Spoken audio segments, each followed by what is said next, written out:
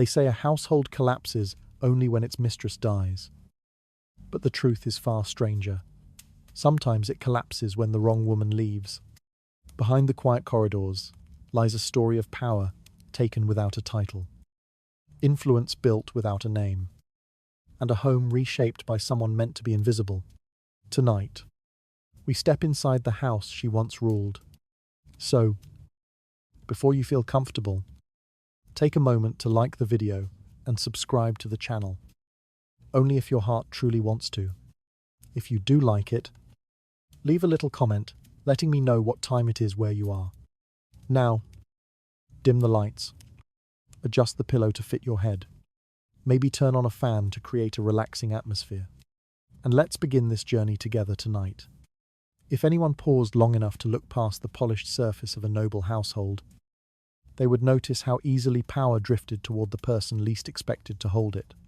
She arrived without a title, without protection, without anything that could secure her place inside the walls she began to inhabit. Yet her presence slipped quietly into the rhythm of the home, settling into corners the law never bothered to acknowledge. A mistress was supposed to be temporary, a distraction, a breathing space between duty and exhaustion. But the houses of powerful men were often shaped not by rules, but by habits, and habits formed fastest around whoever stayed long enough to be seen every day. She learned the household by listening. She noticed which doors creaked, which servants moved silently, which hallways emptied at certain hours. There was no ceremony in the way she entered the private rooms, no formal granting of permission, but her footsteps became familiar, and familiarity often grows into something stronger than legitimacy. A marriage contract might define a wife, but it could not stop a mistress from understanding how the house actually functioned when the husband was absent. And he was absent often.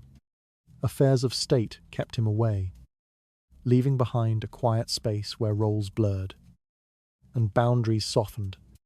The servants observed everything. They always had. They knew who spoke with confidence, who hesitated, and who was ignored.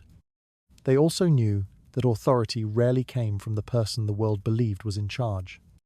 A wife might hold the legal right to command, but law did little to change the way servants responded to the woman who occupied the rooms, where decisions were whispered.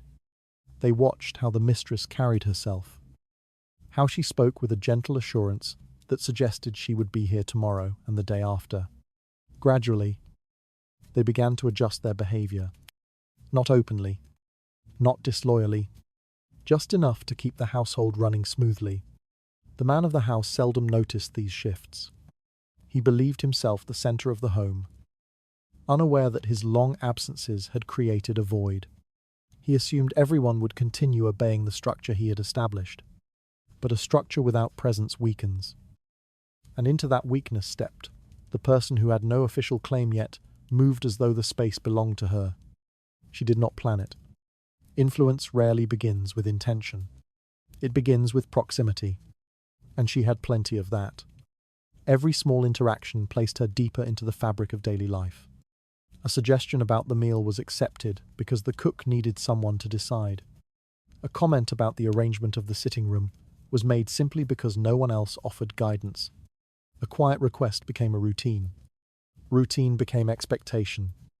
Expectation hardened into authority. It happened slowly, almost invisibly, until the house itself seemed to turn toward her whenever a choice needed to be made. Meanwhile, the wife remained the legal center of the family. But legal centers can feel very far away. Illness, exhaustion, or simple resignation pushed her further from the everyday. Her voice softened, then faded, replaced by the steady, the practical presence of the woman no one was supposed to acknowledge. In another world, this might have caused uproar. In the Victorian world, it caused silence. Politeness demanded that no one comment on the arrangement. Survival demanded they adapt to it. The mistress sensed this shift before anyone else admitted it. She felt the weight of attention, the subtle deference, the glances, checking whether she approved or disapproved. There was no triumph in her expression, only a quiet acceptance that she was now responsible for a household that, technically, had no place for her. She did not belong. Yet she functioned as though she did. And in Victorian society, function mattered far more than official recognition. People obeyed the presence they saw, not the authority written on paper. It is unsettling to consider how effortlessly this transformation occurred. No confrontation, no declaration, no moment when the household formally recognized her. It simply happened because she was there, and the person who should have been in control was not. Influence thrives in empty spaces, and no space was emptier than a home where the official mistress of the house had no strength left to maintain her role. In that emptiness, the unofficial one took root, quiet, steady, inevitable. The household tightened around the new order without a word. Servants adjusted their tasks. Visitors sensed the shift, but pretended not to. The husband returned to find the routine unchanged, and assumed everything had remained as he designed it.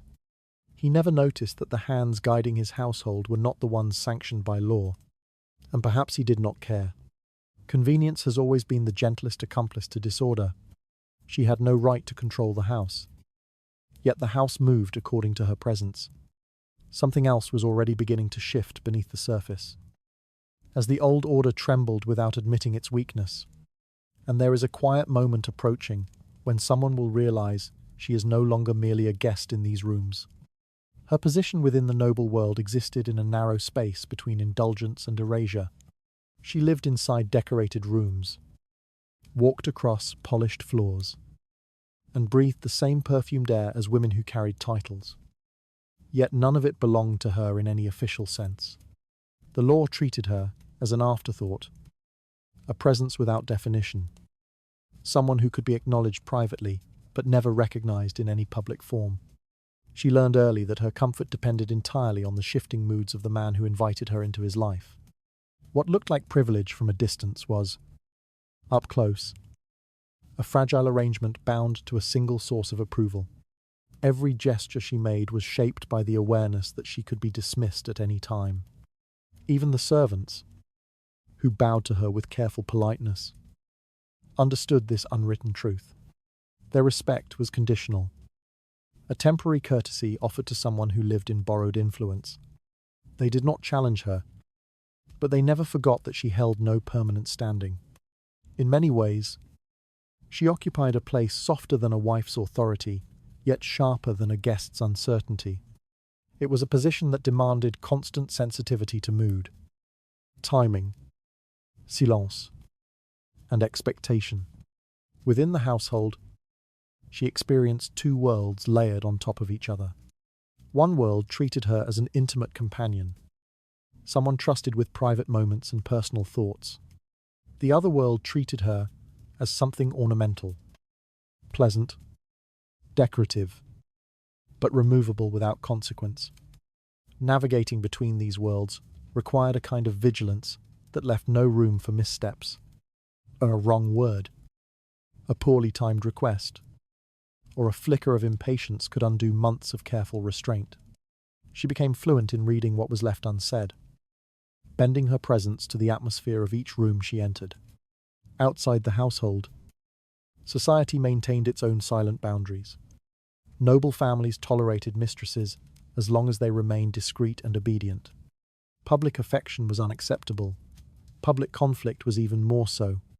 She was expected to appear content with limited freedom, to smile without revealing worry, to dress finely without suggesting ambition. The contradiction was constant. She was surrounded by luxury but owned none of it. Her belongings could be taken away as easily as they were offered. Her identity shifted according to the circumstances of the man who kept her close. What made her situation more precarious was the simple fact that she relied entirely on his favor. Should he lose interest, fall ill, marry someone new, or face political pressure, she would feel the consequences before anyone else. Her life was tied to variables she could not control, and that dependency created a quiet fear beneath every comfortable moment. She learned to maintain composure even when anxiety pressed against her ribs. Because any display of insecurity might be interpreted as weakness or accusation. Yet despite this instability, she existed near a kind of power that other women envied.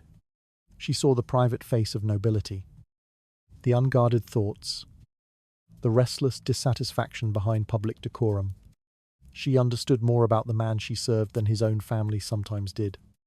This knowledge created an invisible authority.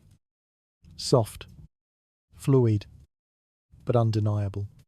People occasionally lowered their voices when she entered a room, not because of who she was legally, but because of who she was to him. Influence took root in these subtle moments, even if she dared not acknowledge it. Still, the boundary surrounding her never disappeared.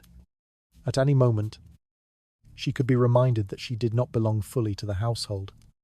A wife's arrival, a relative's glare, a whispered rumor in the corridor. Each carried the same message.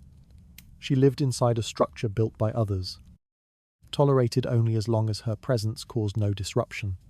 Too much attention, too much comfort, too much visibility could lead to quiet removal. She walked a careful line, balancing gratitude with caution, presence with invisibility. Her status, hovering between intimacy and exclusion, revealed the contradictions of noble life. Grandeur depended on appearances, and appearances required someone like her to remain unacknowledged even as she shaped the rhythms of daily routine. It was a life where affection offered safety one moment and danger the next. Her existence was accepted by everyone yet defended by no one. Leaving her suspended in a fragile place society refused to define. Her role inside the noble world rested on conditions she could never control. Even as her influence deepened quietly behind closed doors, another shift was already forming in the household, subtle enough to pass unnoticed at first. And there will come a moment when the boundaries around her begin to loosen in ways no one intended to allow. Her endurance within a noble household depended on an unspoken balance, one that relied less on affection and more on her ability to provide what others could not or would not. She offered a kind of attention unclouded by duty, expectation, or the weight of lineage. The wife carried responsibilities that shaped every moment of her day, maintaining alliances, overseeing household order, producing heirs, and representing her family with precision.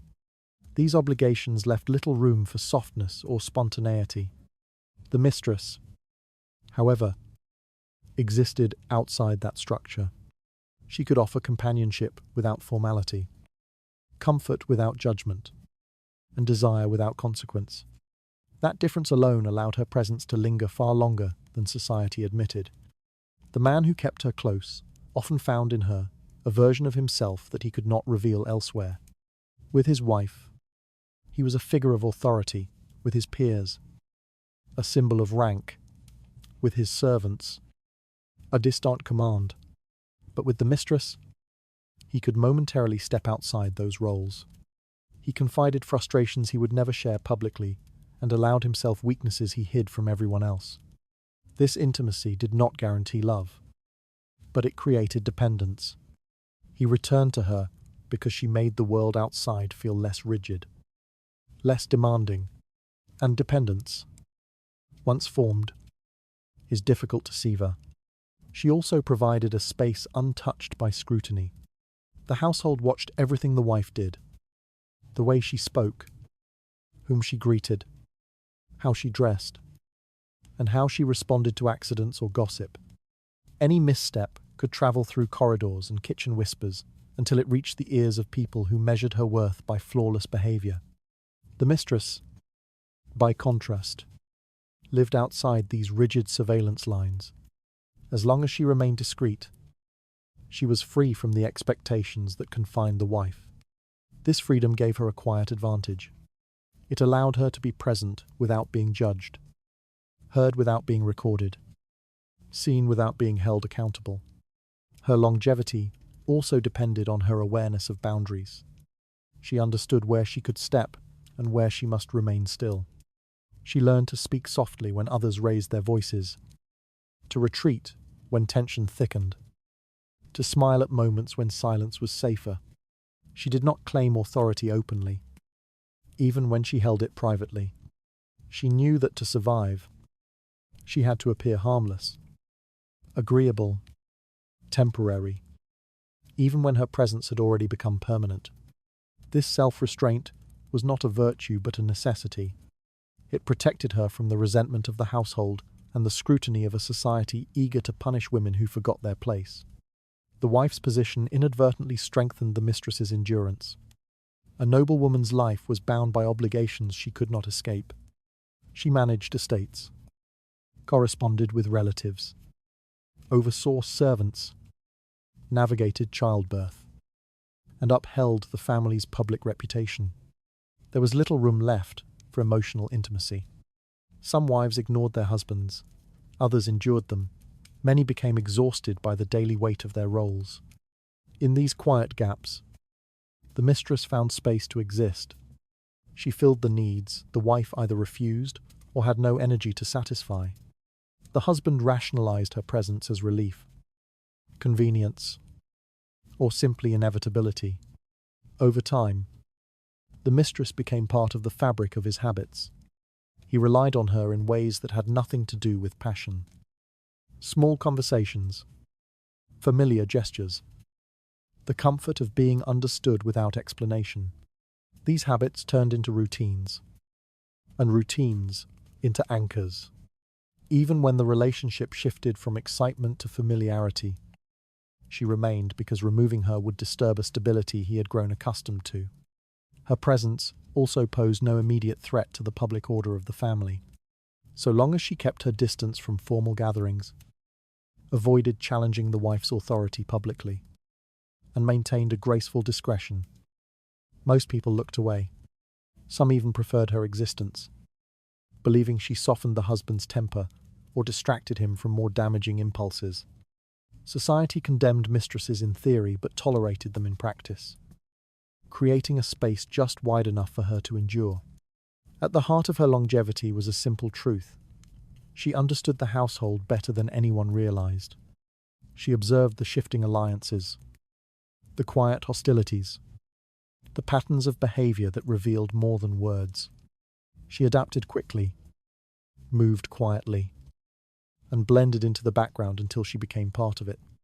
Her survival was not an accident, but a result of constant adjustment to the moods, expectations, and unspoken rules around her. Her existence depended on remaining within boundaries others believed they controlled. Yet within those boundaries, she built a presence that was surprisingly stable, subtle, and lasting. The wife guarded the public image of the family. The husband managed its external affairs.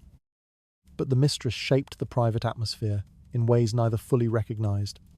And that atmosphere, once changed, rarely returned to its original form. She endured because she provided what the household quietly lacked, even as she hid how essential she had become. Another shift was already forming in the silence left by the absent master. Subtle but impossible to stop once it settled. A moment approaches in which the routine she shaped will expose just how easily power can slip into unexpected hands. His absence did not arrive with ceremony.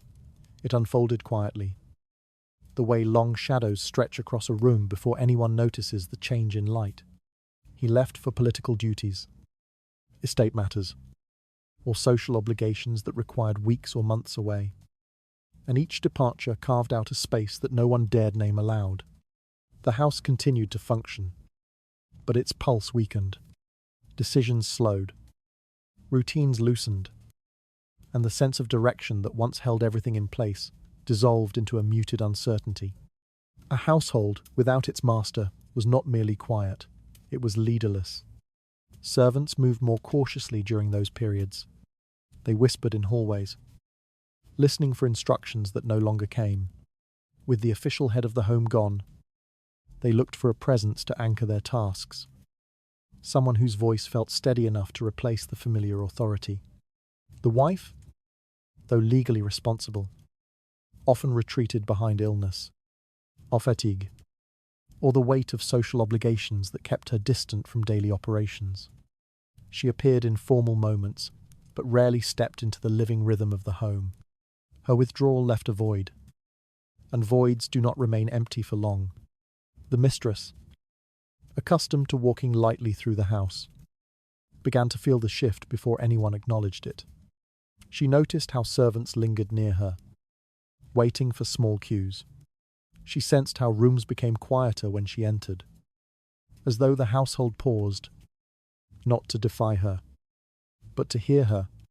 At first, she resisted it, unsure of how much she was allowed to influence.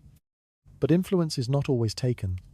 Sometimes it is offered by those who need direction. Every request she answered. Every decision she clarified.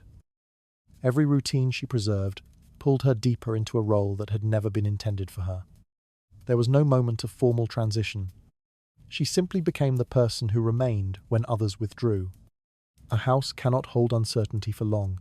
It looks for the nearest steady presence.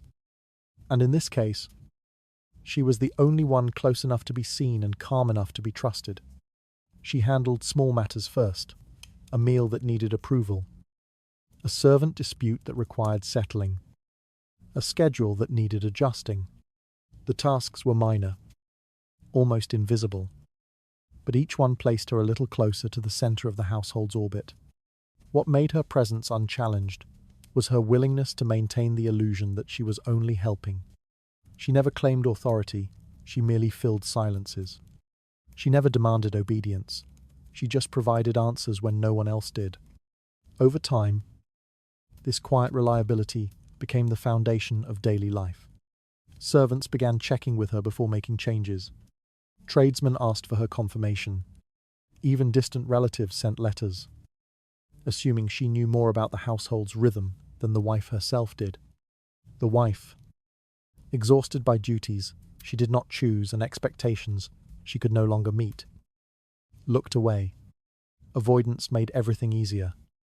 Easier to ignore the subtle erosion of her authority. Easier to accept that someone else was willing to shoulder responsibilities she herself had stopped managing. She did not confront the mistress, not out of kindness, but out of resignation.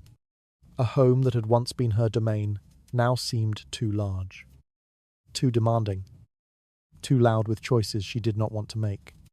The mistress stepped into these abandoned spaces with careful restraint. Every decision she made reinforced the household's dependence on her. She set the tone of the day, determined which requests deserved attention, and shaped the quiet order of the rooms. She did not do it proudly or openly. She did it because someone had to, and because the house seemed to move more smoothly when she did.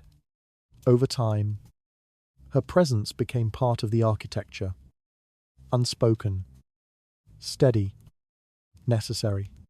Visitors noticed the difference, even if they never commented.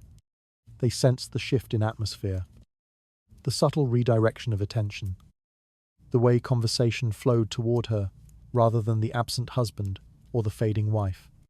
In such homes, influence settled like dust, not immediately visible, but everywhere once examined closely. When the master eventually returned, he walked through halls that still operated as he remembered, unaware that their stability now depended on someone he had never intended to elevate. His absence had created a quiet realignment, one that persisted even after he returned to his place. A man may reclaim his physical presence, but the structure built in his absence does not vanish. It lingers, reshaped by the person who filled the emptiness. The house continued to breathe in his absence because she held its rhythm steady, even as no one spoke of it aloud. Another shift gathered quietly beneath the routines that depended on her more than anyone dared admit. What rises from that silence will reveal how presence alone can overturn everything that once seemed secure. She did not cross into the shared rooms with intention. The transition happened slowly, the way a quiet footstep becomes part of a familiar hallway. At first, she remained near the private chambers where she had always been expected to stay. Those secluded corners of the house where her presence could be denied if necessary. But the absence of firm boundaries invited movement. A request for water brought her closer to the sitting room. A conversation with a servant carried her to the corridor outside the dining hall. Each small step felt accidental, yet none of them were questioned. A house accustomed to uncertainty adapts quickly to whoever provides steadiness. The servants adjusted before anyone else did. They noticed that she no longer waited behind closed doors for instructions. Instead, she appeared in places where decisions needed to be made: the pantry during preparations, the gallery before the day's activities, the morning room where tasks were assigned. She walked with caution, not claiming space but following the path created by silence and need. The staff began to pause when she approached. Not out of fear, but out of recognition. They had come to understand that she was the person most likely to settle minor issues. And in a household adrift, such reliability was rare. Her presence in these rooms shifted the atmosphere. Though no one admitted it, the furniture remained the same, the paintings untouched. Yet the feeling within the space softened around her. She listened more than she spoke, observed more than she directed, allowing the environment to adjust to her without resistance. This subtlety made her appearance seem natural, even expected. Soon, she could sit briefly in a common room without servants, exchanging surprised glances. A guest seeing her there might still question her role, but within the household, the adjustment had already taken place. The wife avoided these shared spaces more frequently, retreating into narrower corners of the house, where she would not have to witness the quiet redefinition of authority. She did not confront the mistress, nor did she ask for explanations. Withdrawal was easier than resistance, silence more bearable than acknowledgement. Her absence from daily routines created more openings for the mistress to fill. Rooms once shaped by the wife's presence now felt unfamiliar to her, yet entirely manageable to the woman who had slipped into them without fanfare. As days passed, the mistress learned the subtle cadence of the household. She knew when morning light reached the stone stairs, when the servants rotated their tasks, when the kitchen noise settled into its predictable rhythm. These details anchored her. The more she understood the house, the more naturally she moved through it. What began as a tentative exploration became a form of belonging, not declared, but lived.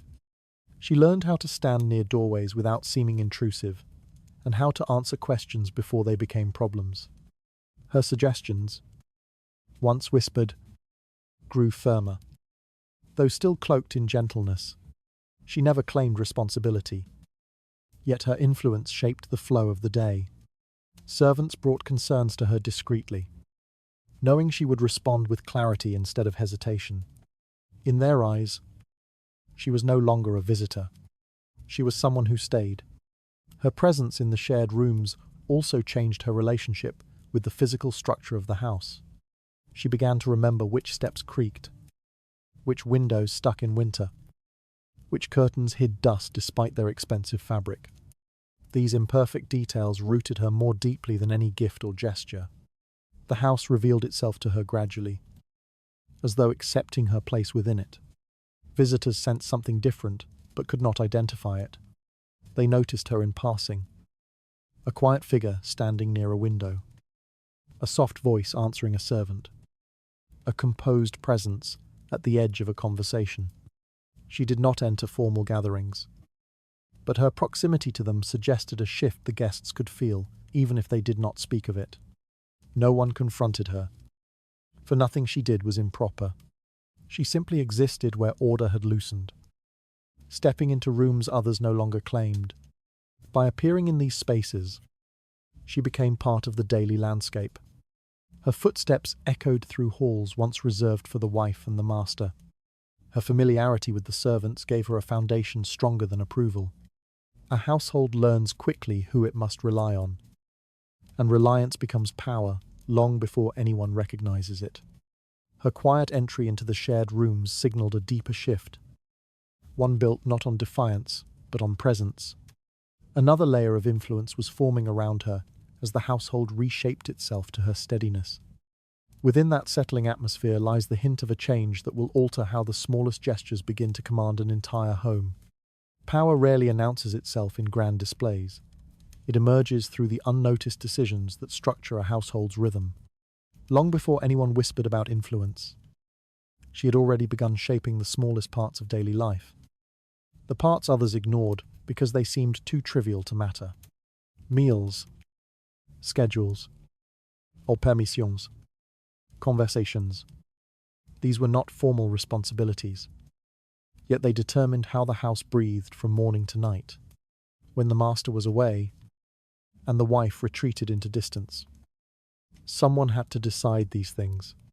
She stepped into that role because hesitation creates disorder, and disorder unsettles everyone who depends on routine. The first shift occurred at the dining table, though almost no one saw it. The cook, uncertain whose preferences to follow, sought guidance. The wife offered none. Her appetite had grown inconsistent, and her presence at meals had become unpredictable. So the cook approached the mistress with a quiet question about the evening menu. Her answer was simple, practical, and unassuming, but the effect rippled through the kitchen. Once she had chosen one meal, choosing the next felt natural. Soon, the cook began waiting for her approval before preparing anything of importance. A household will always seek someone to satisfy its need for stability, and she provided it without struggle. Permissions followed the same pattern. When a servant needed access to a room usually locked, or when a tradesman arrived unexpectedly, the mistress happened to be the only person present who listened long enough to respond. Her decisions were modest at first, allowing someone to clean a corridor, granting entry to a delivery, and delaying an appointment until the house was prepared. She spoke softly, yet people obeyed because no other voice offered direction. Over time, these minor choices formed a quiet map of authority. Servants adjusted their tasks according to her preferences without realizing that they had begun to depend on her. Conversation, too, drifted toward her. In the absence of a steady figure, people look for someone who listens. She listened carefully, not out of ambition but out of habit. A house full of whispers needs someone who absorbs them, and the servants learned they could approach her without fear of reprimand. They told her when linens needed replacing, when supplies ran low, when a corridor grew drafty, and when tension rose between staff. She offered solutions, but more importantly, she offered presence. Her willingness to hear what others ignored made her voice increasingly central to the household's unspoken communication. Slowly, the daily rhythm began to align itself around her.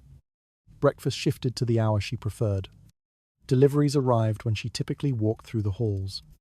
Candles were lit earlier in the evening because she disliked the gloom in the lower rooms. The house responded to her as though sensing its own need for coherence. None of these changes appeared significant on their own, but together they created a pattern unmistakably shaped by her influence.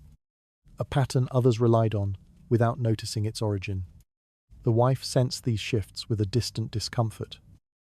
Though she rarely intervened, she saw servants glance at the mistress before carrying out instructions, saw items arranged according to someone else's habits, saw rooms prepared with a different sensibility than her own. But acknowledging these changes would mean acknowledging the erosion of her role, and silence felt more bearable than confrontation.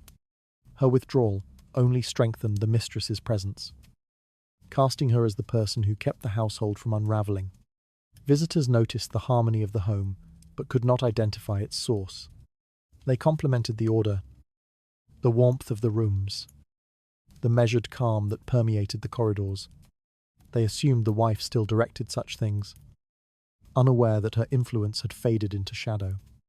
The mistress remained at the edges, never placing herself at the center. Yet the home moved in accordance with her decisions as naturally as a body follows its breath. What made her power effective was its softness. She never commanded. She simply occupied the space where choices had to be made. Her gestures were gentle, her tone quiet, her reasoning practical. This absence of force made her influence more difficult to challenge. People resisted authority that demanded obedience. But no one resists the person who solves problems that others leave unattended. That kind of authority grows unnoticed. Gathering strength, one small decision at a time.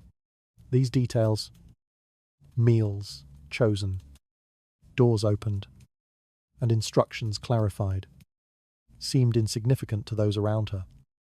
But they structured the entire framework of the household. Power hides in routines, because routines determine who is heard and who is ignored. She became the voice that others turned to, not because she asked for dominance, but because she offered certainty in a place that feared uncertainty. Her control began quietly, settled into the smallest tasks, and shaped the household before anyone understood what had shifted.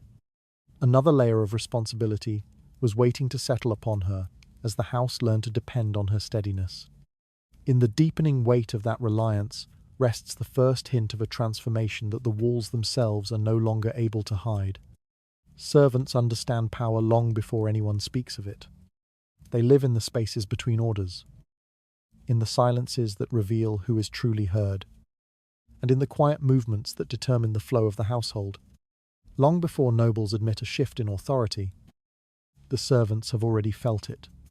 They watch tone, posture, hesitation, and confidence with a precision born from necessity. Their survival depends on recognizing whose voice carries weight, even when that voice is not the one sanctioned by law or custom. So when the mistress began shaping the rhythms of the home, the servants adjusted with the kind of subtlety only those accustomed to hierarchy can manage. At first, their obedience to her looked accidental. One servant happened to take her suggestion. Another followed her instruction, because no one else replied. Yet these moments accumulated. She became the person who offered clarity when the master was away, and the wife withdrew. Servants prefer predictability, and she provided it with gentle consistency. She did not demand authority. She simply never left decisions unresolved. Her steadiness created a natural point of orientation, and the staff responded almost instinctively. They observed, as they always did, who settled disputes, who resolved confusion, and who restored order when tensions rose. Each time she intervened, softly but decisively, they took note. Her presence in the shared rooms became part of their working landscape. When she spoke, her words carried a quiet firmness that made action easier. When she approved a change, work resumed with renewed certainty. Over time, the servants found themselves turning toward her without intending to, guided by an understanding that responsibility had migrated. The wife's reluctance to engage in daily matters strengthened this shift. Servants who attempted to seek her guidance were often met with distant replies or momentary confusion. She seemed unwilling, or unable, to anchor the household. In her absence, the mistress filled the void not with authority, but with function. Function is more compelling than the title in any home that requires constant coordination. Servants care less about legitimacy than about stability, and she provided that stability with quiet efficiency. Their loyalty did not announce itself. It took the form of small gestures, a servant delivering information to her before anyone else, a footman waiting for her approval before adjusting the arrangement of a room, a maid hesitating for her response when schedules overlapped. These moments passed unnoticed by the household's upper ranks. But among the staff, they signaled a profound reorientation. Loyalty is not merely obedience. It is the instinct to anticipate the needs of the person one believes will shape the future of the home. The mistress herself sensed this shift slowly. She saw how servants lingered near her when uncertainty filled the corridors. She noticed that tasks aligned with her preferences even when she did not voice them. She recognized that her presence settled disputes the way a final word usually does. She felt the strange weight of responsibility forming around her, a weight she had never asked for yet could not set aside. The household began to move with her rhythm. responding to her presence even before she spoke. Despite this growing influence, she remained cautious. She knew her position lacked legal protection, and the wrong gesture could undo everything. So she maintained a careful balance, never issuing direct commands, never appearing to override the wife, never stepping beyond the boundaries society expected her to observe. Her influence grew because she did not push for it. Servants trust what feels natural, and her presence felt inevitable. People often imagine power as something visible, sharp, or forceful. Yet, in noble households, power becomes real only when servants shift their allegiance. Their quiet deference, their attentive glances, their instinctive recognition of authority. These form the true foundation of control. The mistress had become the person they relied on, and reliance becomes loyalty long before anyone names it. Even visitors felt the subtle change. They noticed how servants responded to her movements, how the household flowed more smoothly when she walked through the halls, how decisions seemed to materialize when she entered a room. Nothing about her presence was formal, yet everything about it was consequential. Her influence grew because the servants believed she would endure, and servants rarely misjudge the direction in which authority tilts. Their loyalty aligned with her, not through bold declarations, but through quiet dependence. Dependence on the person who could hold the house steady. The servants' subtle allegiance revealed a shift deeper than anyone dared to acknowledge, shaped by the quiet reliability they had come to trust. Another current of influence was ready to settle upon her as the household absorbed her presence more fully. Beneath that emerging certainty lies a turn that will pull her even further into the life of the family she does not officially belong to. Her presence, once confined to the private corners of the house, began to appear with a regularity that no one openly questioned. At first, she moved quietly through the halls. Careful not to disturb the routines others believed they still controlled. But the more she stepped into shared spaces, the more natural her presence became. What had once seemed unusual slowly blended into the daily rhythm of the home. People looked up when she entered a room, not out of surprise, but out of expectation. Familiarity has a way of dulling discomfort. And in this household, discomfort faded quickly. She did not seek attention. Attention drifted toward her on its own. Servants no longer paused awkwardly when she approached.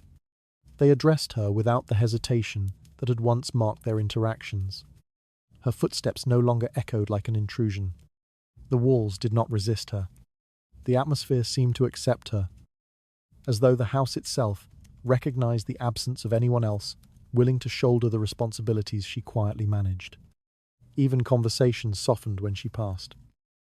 Not because people feared her, but because her presence suggested that order could be restored if needed. Visitors noticed subtle changes as well. They caught glimpses of her in rooms where they would not have expected her months earlier. A sitting room, a hallway lit by afternoon sun, the threshold of the dining area. They did not mention it aloud, but their glances revealed an unspoken calculation. A mistress was supposed to remain out of sight, acknowledged only in private. Yet here she was, visible enough to suggest that her role had deepened, invisible enough that no one dared define it. Social rules were flexible when convenience outweighed propriety. Her increased presence made the idea of removing her increasingly unrealistic. To dismiss her would disrupt routines many had grown dependent on. She had become too useful, too consistent, too familiar. Servants shaped their tasks around her preferences. Tradesmen expected her approval. Even the master, upon returning, adapted unconsciously to the patterns she had established. The wife, recognizing the shift, but lacking the strength or desire to resist it, avoided confrontation. Silence formed a protective barrier around the mistress, allowing her influence to expand without opposition. The process unfolded so gradually that no single moment signaled the transition. She did not step forward with intention. The household simply stepped around her in ways that implied permanence. People stopped asking whether she belonged, and instead began asking her opinion. Her presence filled gaps left by the fading authority of others. In a world where absence creates opportunity, she had become indispensable.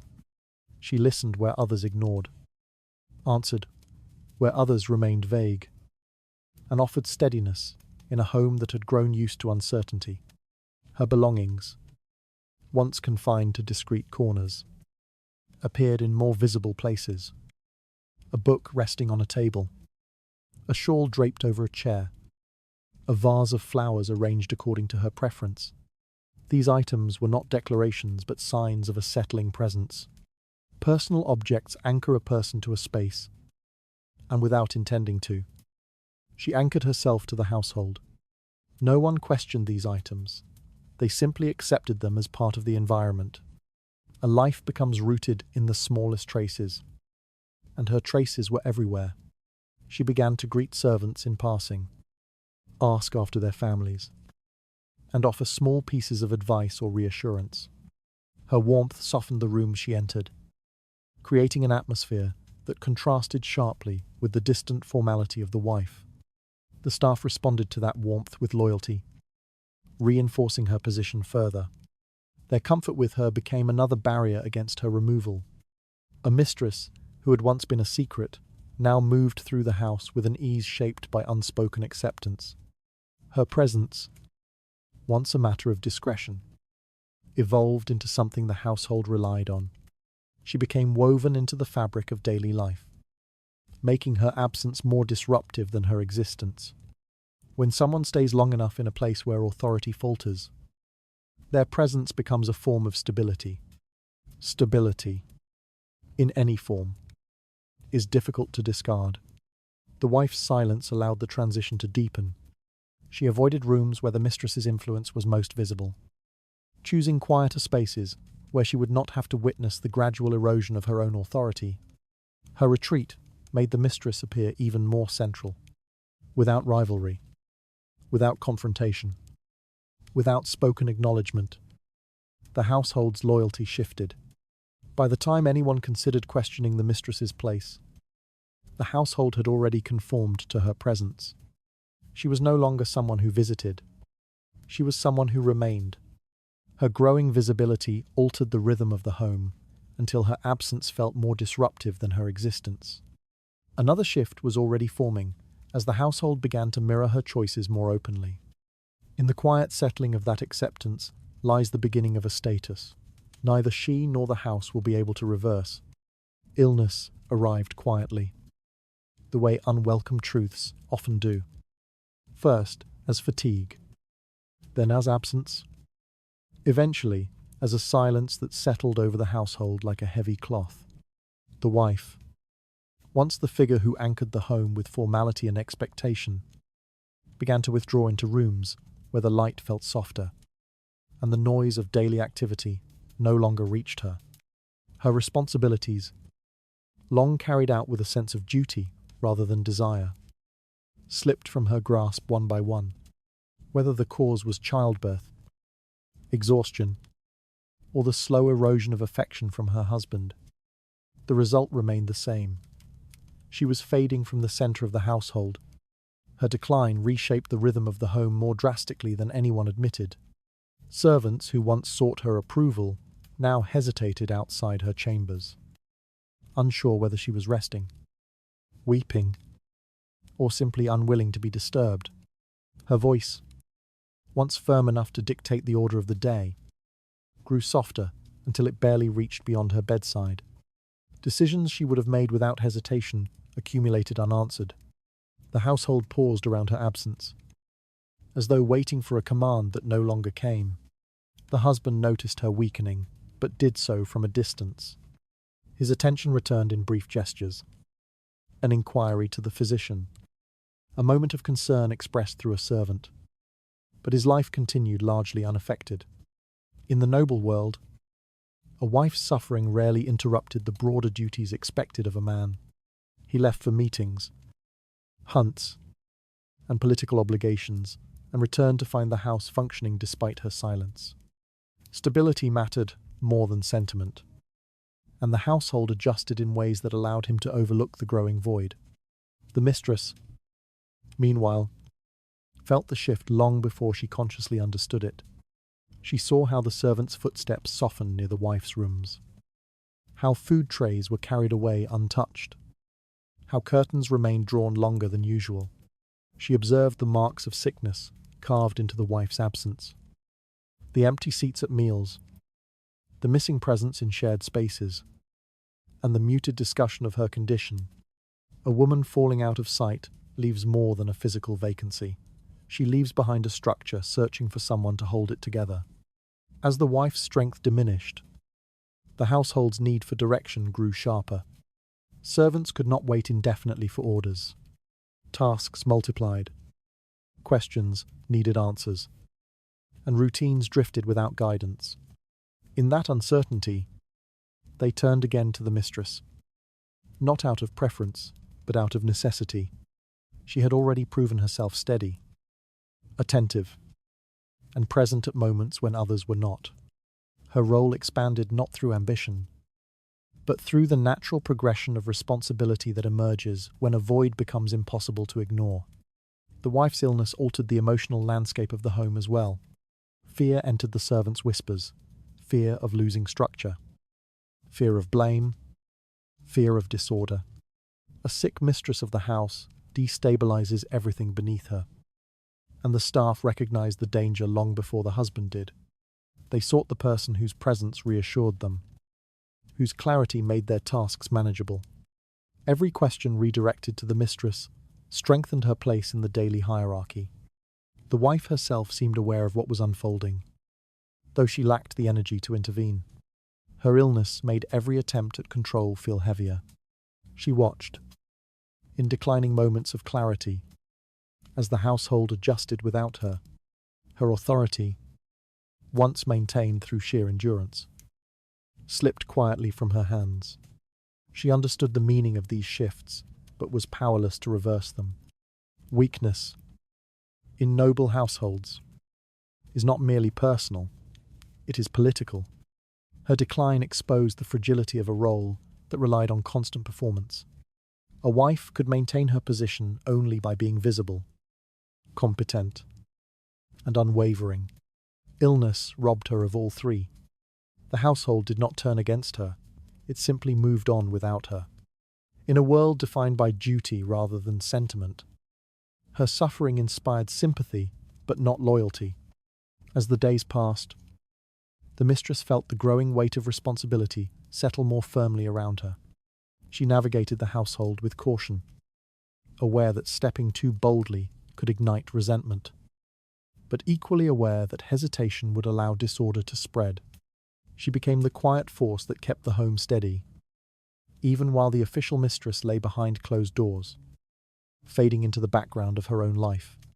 The more the wife weakened, the wider the space grew for someone else to fill. It was not a deliberate takeover.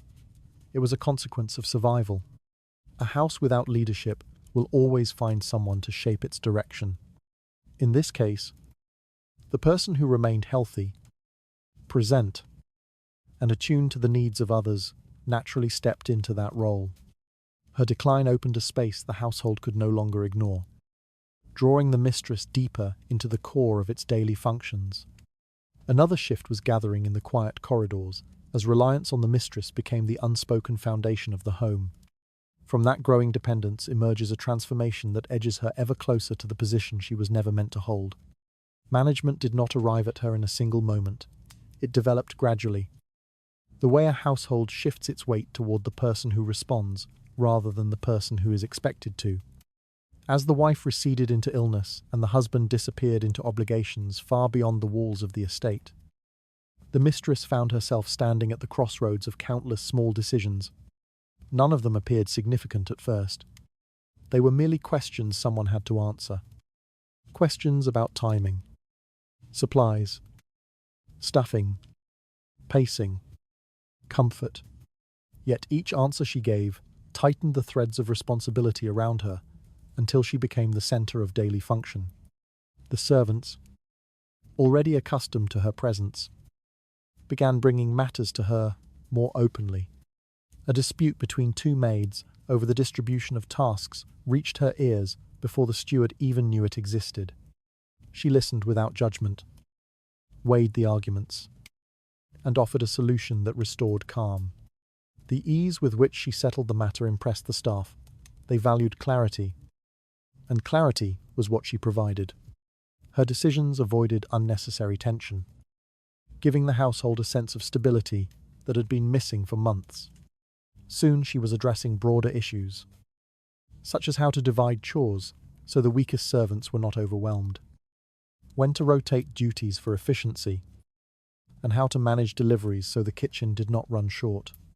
She learned the strengths of each servant, the tendencies they hid, the loyalties they offered or withheld. This understanding allowed her to direct them with a quiet precision the household had not experienced in some time. She did not enforce strict rules. She adjusted the flow of work until each person found a place within it. Order formed around her because she made order possible. Managing the household's minor expenses emerged from the same quiet need. Small notes left for the wife by the steward accumulated unread. Supplies dwindled. Accounts stalled. And confusion grew among staff who needed clear instructions to maintain the home's operations. The mistress began reviewing the lists herself, at first only to understand what was lacking, then to approve what needed replenishing. Her signature was never requested, yet her decisions guided purchases with increasing regularity. She became the filter through which small sums passed, not because she claimed authority, but because no one else addressed the problems quickly enough to prevent disruption. Her approach to spending was deliberate and restrained. She understood the unspoken limits of her position and respected them. She avoided extravagance, choosing practical items that reinforced the household's function. Her frugality earned the trust of the staff, who had grown wary of the inconsistency that followed the wife's decline. Even the steward, who initially hesitated to consult her, began to appreciate her judgment. She made the finances feel predictable again, and predictability is the closest thing to comfort in a house where leadership is uncertain. Most subtle of all was her influence over the daily rhythm, the timing of meals, the pacing of chores, the arrangement of furniture to ease movement through the halls, the way each room was prepared for dawn or dusk. She adjusted the household gently, never issuing commands, but making suggestions that soon became habits. Breakfast shifted to an hour when she felt most alert. Servants began anticipating her walk through the corridors and tailored their tasks to avoid interrupting her routine. The lighting in certain rooms changed to suit her preference for softer shadows in the afternoon. Mornings felt different because she had touched them. Evenings settled into a quieter order because she had shaped them. Her ability to coordinate the entire rhythm of the home came not from authority but from attention. She noticed the details others ignored. The creaking hinge that signaled when a room needed repair. The drafts that unsettled servants during winter. The subtle signs of fatigue in staff, overwhelmed by unbalanced schedules. Addressing these small issues allowed her influence to grow without resistance. People obeyed her, not because she commanded them, but because she made their work smoother, their days less chaotic, their burdens easier to bear. In time, the household began to move in harmony with her presence. Each action aligned with her expectations before she voiced them. Tasks completed themselves as though guided by an invisible hand. Decisions rippled outward, shaping the entire structure of the home. She had not been named mistress of the house, yet the house behaved as though she were the only person keeping it alive. Her management carried a quiet inevitability. Once someone becomes the axis upon which a household turns, removing her is no longer a simple matter. She was not merely filling a role. She was becoming indispensable. Her growing command over daily life settled into the home with a steadiness no one else could provide, binding her more firmly to the structure she upheld. Another shift was forming as her influence extended beyond routine and into the social spaces once guarded by the absent wife. Through that widening reach emerges a truth the household can no longer overlook. Control in a household does not begin with titles. signatures, or legal standing. It begins with the person who is present when decisions must be made, the person who listens when others withdraw, the person who remains when the structure around them starts to loosen. She did not arrive expecting to guide anything beyond her own survival. Yet the house had slowly rearranged itself around her steady presence. Influence grows naturally in the quiet spaces where authority fades, and she had become the figure who stepped forward whenever uncertainty settled over the rooms. Her presence at the right moments shaped more than routines. It shaped perception. Servants came to her because she was available. After all, she answered without hesitation, because she offered solutions in a voice that never demanded obedience, yet always brought calm. They realized she understood them, their challenges, and the silent tensions that pass through the halls. Someone who understands becomes someone who is trusted, and trust is a far more powerful currency than any formal rank. She also recognized the invisible lines of obedience within the household. She learned which servant deferred to which, who quietly held influence among the staff, who maintained loyalty despite frustration, and who whispered discontent when they believed no one was listening. She adjusted to these internal dynamics with careful instinct. She knew whose word carried weight in the kitchen, whose judgment steadied the stable hands, and whose patience kept the younger maids from erupting in panic during moments of stress. Understanding these invisible hierarchies allowed her to guide the house without appearing to disrupt it. The wife's prolonged withdrawal only deepened this quiet shift. Her absence was no longer temporary. It had become the natural state of the home. Servants stopped expecting her return to authority. The mistress's presence, once an irregularity, became a constant. She did not fill the wife's place. Yet she filled the void the wife left behind. A home accepts consistency faster than legitimacy. It cares less about status and more about who prevents collapse.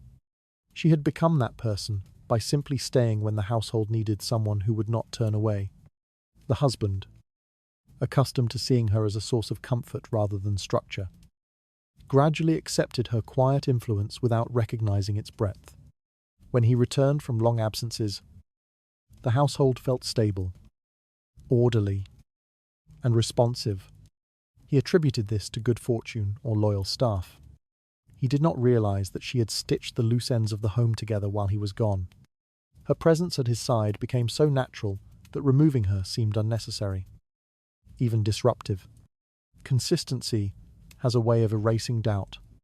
As she remained, her influence settled into the bones of the house. She did not force decisions.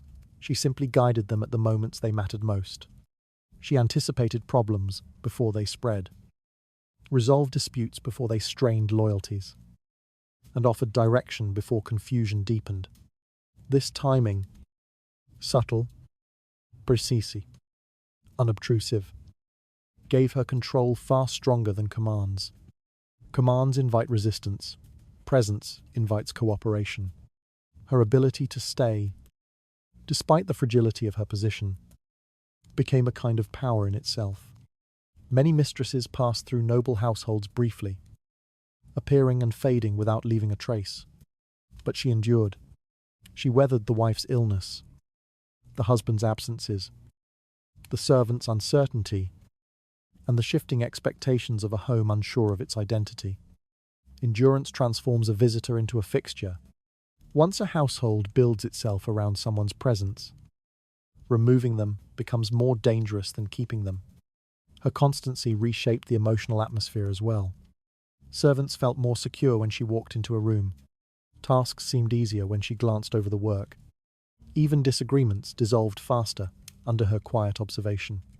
She learned which words soothed tension, which gestures restored balance, and which silences carried more authority than anything she might say.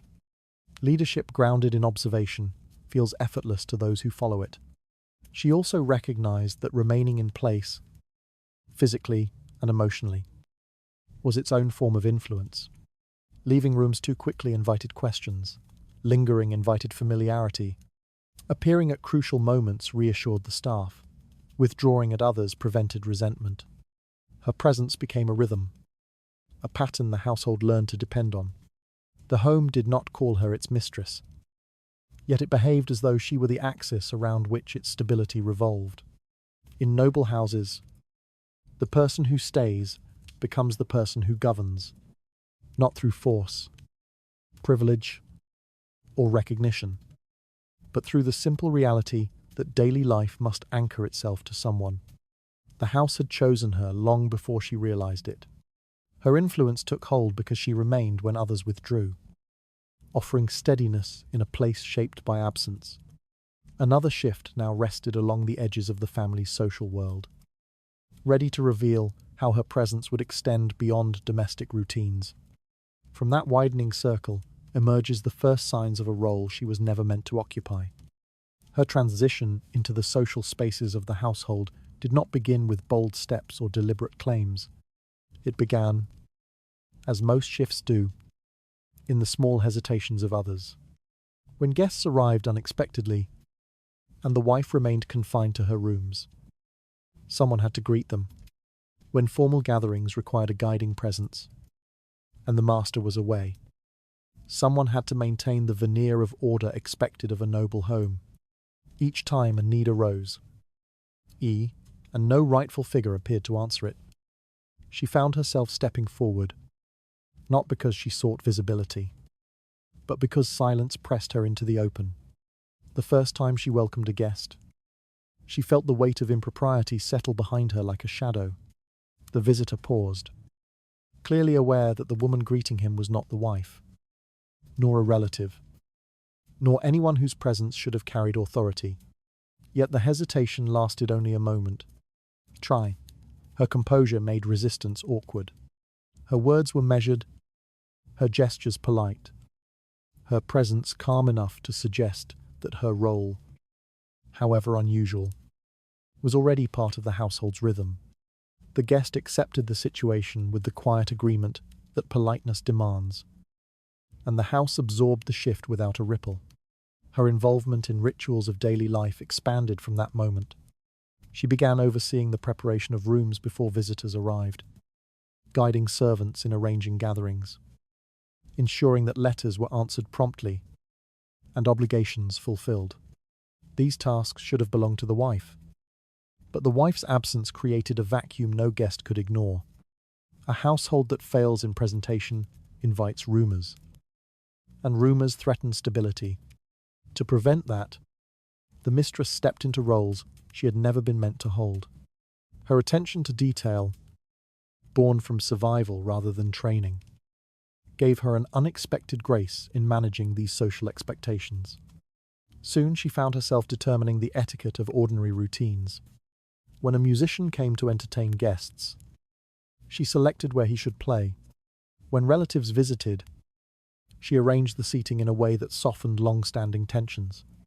She adjusted schedules to avoid conflict between staff and outsiders, shaping the flow of visits so the home seemed seamless. None of these choices was dramatic, yet each one deepened her influence.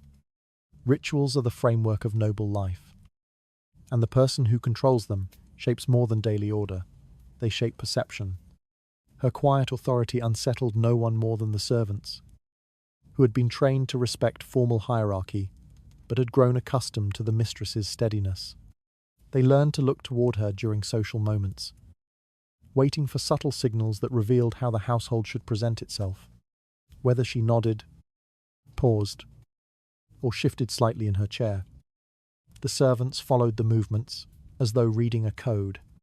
They aligned the household's outward appearance with her internal sense of calm, and in doing so, they positioned her at the center of social function. The wife's absence became increasingly conspicuous, yet not disruptive. Guests offered polite inquiries about her health, reassured by vague explanations delivered in practiced tones. No one pressed for details. Nobility had perfected the art of ignoring discomfort when it threatened decorum. What mattered was that the house operated smoothly, that conversations flowed, that gatherings maintained their elegance.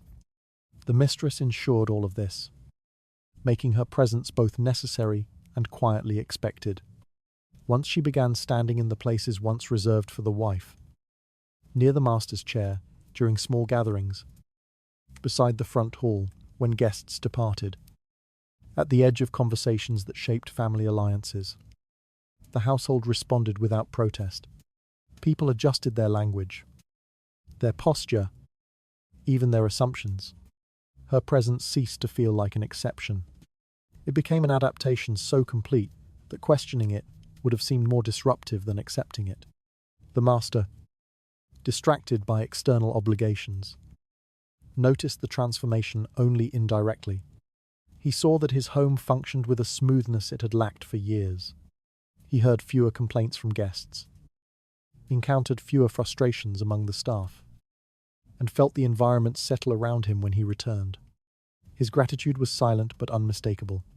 He did not articulate approval, but he stopped hiding her presence during social moments. That omission alone confirmed her new position more strongly than any spoken endorsement. Her influence in the social sphere evolved into something steadier than she anticipated. She no longer walked into rooms cautiously. She stood where she was needed. She no longer waited to be asked for guidance. She offered it because the household awaited it. Her authority did not challenge the wife's title, yet it made the title feel distant, almost symbolic. Function had replaced legitimacy, and she was the person who fulfilled the function. Her quiet entry into social responsibilities reshaped the home far more deeply than any formal declaration could, threading her presence into the spaces once guarded by the absent wife. Another expansion of influence now hovered at the edge of daily life, as the household adjusted fully to her guidance. Hidden in that evolving acceptance is the next shift, one that will blur the line between what is tolerated and what has become indispensable. Legitimacy in a household does not always arrive through documents, ceremonies, or spoken acknowledgement. Often, it settles quietly into the rhythm of daily life, weaving itself through routines until no one remembers when the shift began. That was how her presence became something more than tolerated, something expected, something relied upon, something so deeply embedded in the home's structure that removing it would have felt like tearing out a supporting beam. No declaration announced her role. It simply formed around her, one habit at a time. The servants were the first to accept this unspoken truth. They had learned to come to her for decisions because she responded clearly and consistently. Over time, their bodies adapted to the pattern. Their steps turned toward her room each morning. Their schedules aligned themselves with her preferences, and their concerns spilled out in the quiet confidence one usually offers only to the rightful mistress of the house. They did not call her by that title, yet their behavior implied something far stronger than a spoken name. What began as a necessity transformed into a routine. When guests arrived, they expected to see her. When meals were planned, they consulted her tastes. When disputes arose among staff, they sought her sense of fairness. Even the smallest gestures, how a maid folded linens, how a footman prepared the evening fire, shifted subtly to reflect her influence. A home does not need signatures to redefine its hierarchy. It needs repetition. And repetition had placed her at the center. The wife's continued absence only deepened this transition. People spoke less of her by the week, not out of malice, but because silence grows naturally around someone who is no longer part of daily function. Rooms she once filled now echoed faintly. Decisions she would have made passed smoothly into the mistress's hands without discussion. The household did not reject the wife. It simply outgrew the expectation of her return. Habits do not wait for recovery. Even the husband adjusted, though not consciously. When he came home, he addressed his questions to her first. He discussed matters of scheduling, visits, and household concerns with her as though she had always been responsible for them. His reliance formed without intention, shaped by the comfort of predictability and the relief of stability. He never referred to her position aloud. He did not need to. His behavior confirmed what the house already understood. In this environment, her authority remained invisible but absolute.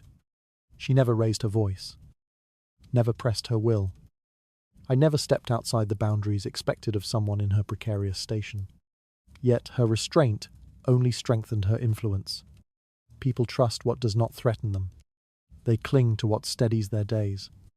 Her quiet consistency became an anchor in a house drifting away from its former order. She recognized the power of this unspoken acceptance. She understood that legitimacy formed through habit could be more durable than formal recognition, because it did not challenge anyone directly. It simply existed, woven into the unremarked details of everyday life. The servants no longer paused before addressing her. The steward no longer questioned her choices. The home's daily rhythm adjusted itself to her presence so completely that her absence, even for a few hours, felt like a disruption. Rituals reflected this shift as well. She decided the timing of gatherings, the arrangement of the dining table, and the order in which candles were lit at dusk. Her judgment guided the flow of conversation during quiet evenings. The distribution of duties among the younger maids, and the manner in which gifts or letters were handled. These rituals, once associated with the wife's authority, now lived under her direction with barely a whisper of protest. What made this transformation so profound was its subtlety. Nothing happened abruptly. There were no confrontations, no announcements, no claims. Social structures often crumble loudly, but domestic structures reshape themselves silently. Her acceptance into the fabric of the home was not a victory, at least not in the triumphant sense. It was an absorption. She had become essential simply by being present when others were absent, responsive when others hesitated, stable when others faltered. The true proof of her integration emerged in moments of crisis. When a kitchen fire broke out one afternoon, servants instinctively turned to her. Their eyes sought her direction. Their fear settled under her calm instruction, and their actions aligned as she guided them through the danger. Later, when the husband returned and asked who managed the emergency, no one explained. They simply looked toward her with a quiet acknowledgement that required no words. This was how legitimacy took root. Not through permission, but through proof. A household cannot deny the person who sustains it. Habit becomes acceptance. Acceptance becomes dependence. And dependence becomes an unspoken truth that everyone follows without question. Her role solidified not through declaration but through the steady weight of repeated reliance, binding her presence to the home more tightly than any written title could. Another shift gathers now in the deeper tensions beneath the surface, preparing to reveal how convenience and comfort entangle themselves with the master's ease. From that entanglement emerges the next change the household cannot avoid.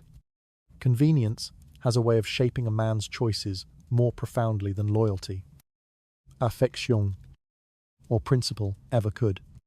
As the mistress's quiet influence settled deeper into the household, the master found himself drifting toward a pattern shaped not by intention but by ease.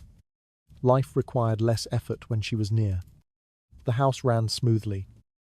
The servants behaved predictably. And the small frictions that once irritated him dissolved before they reached his attention.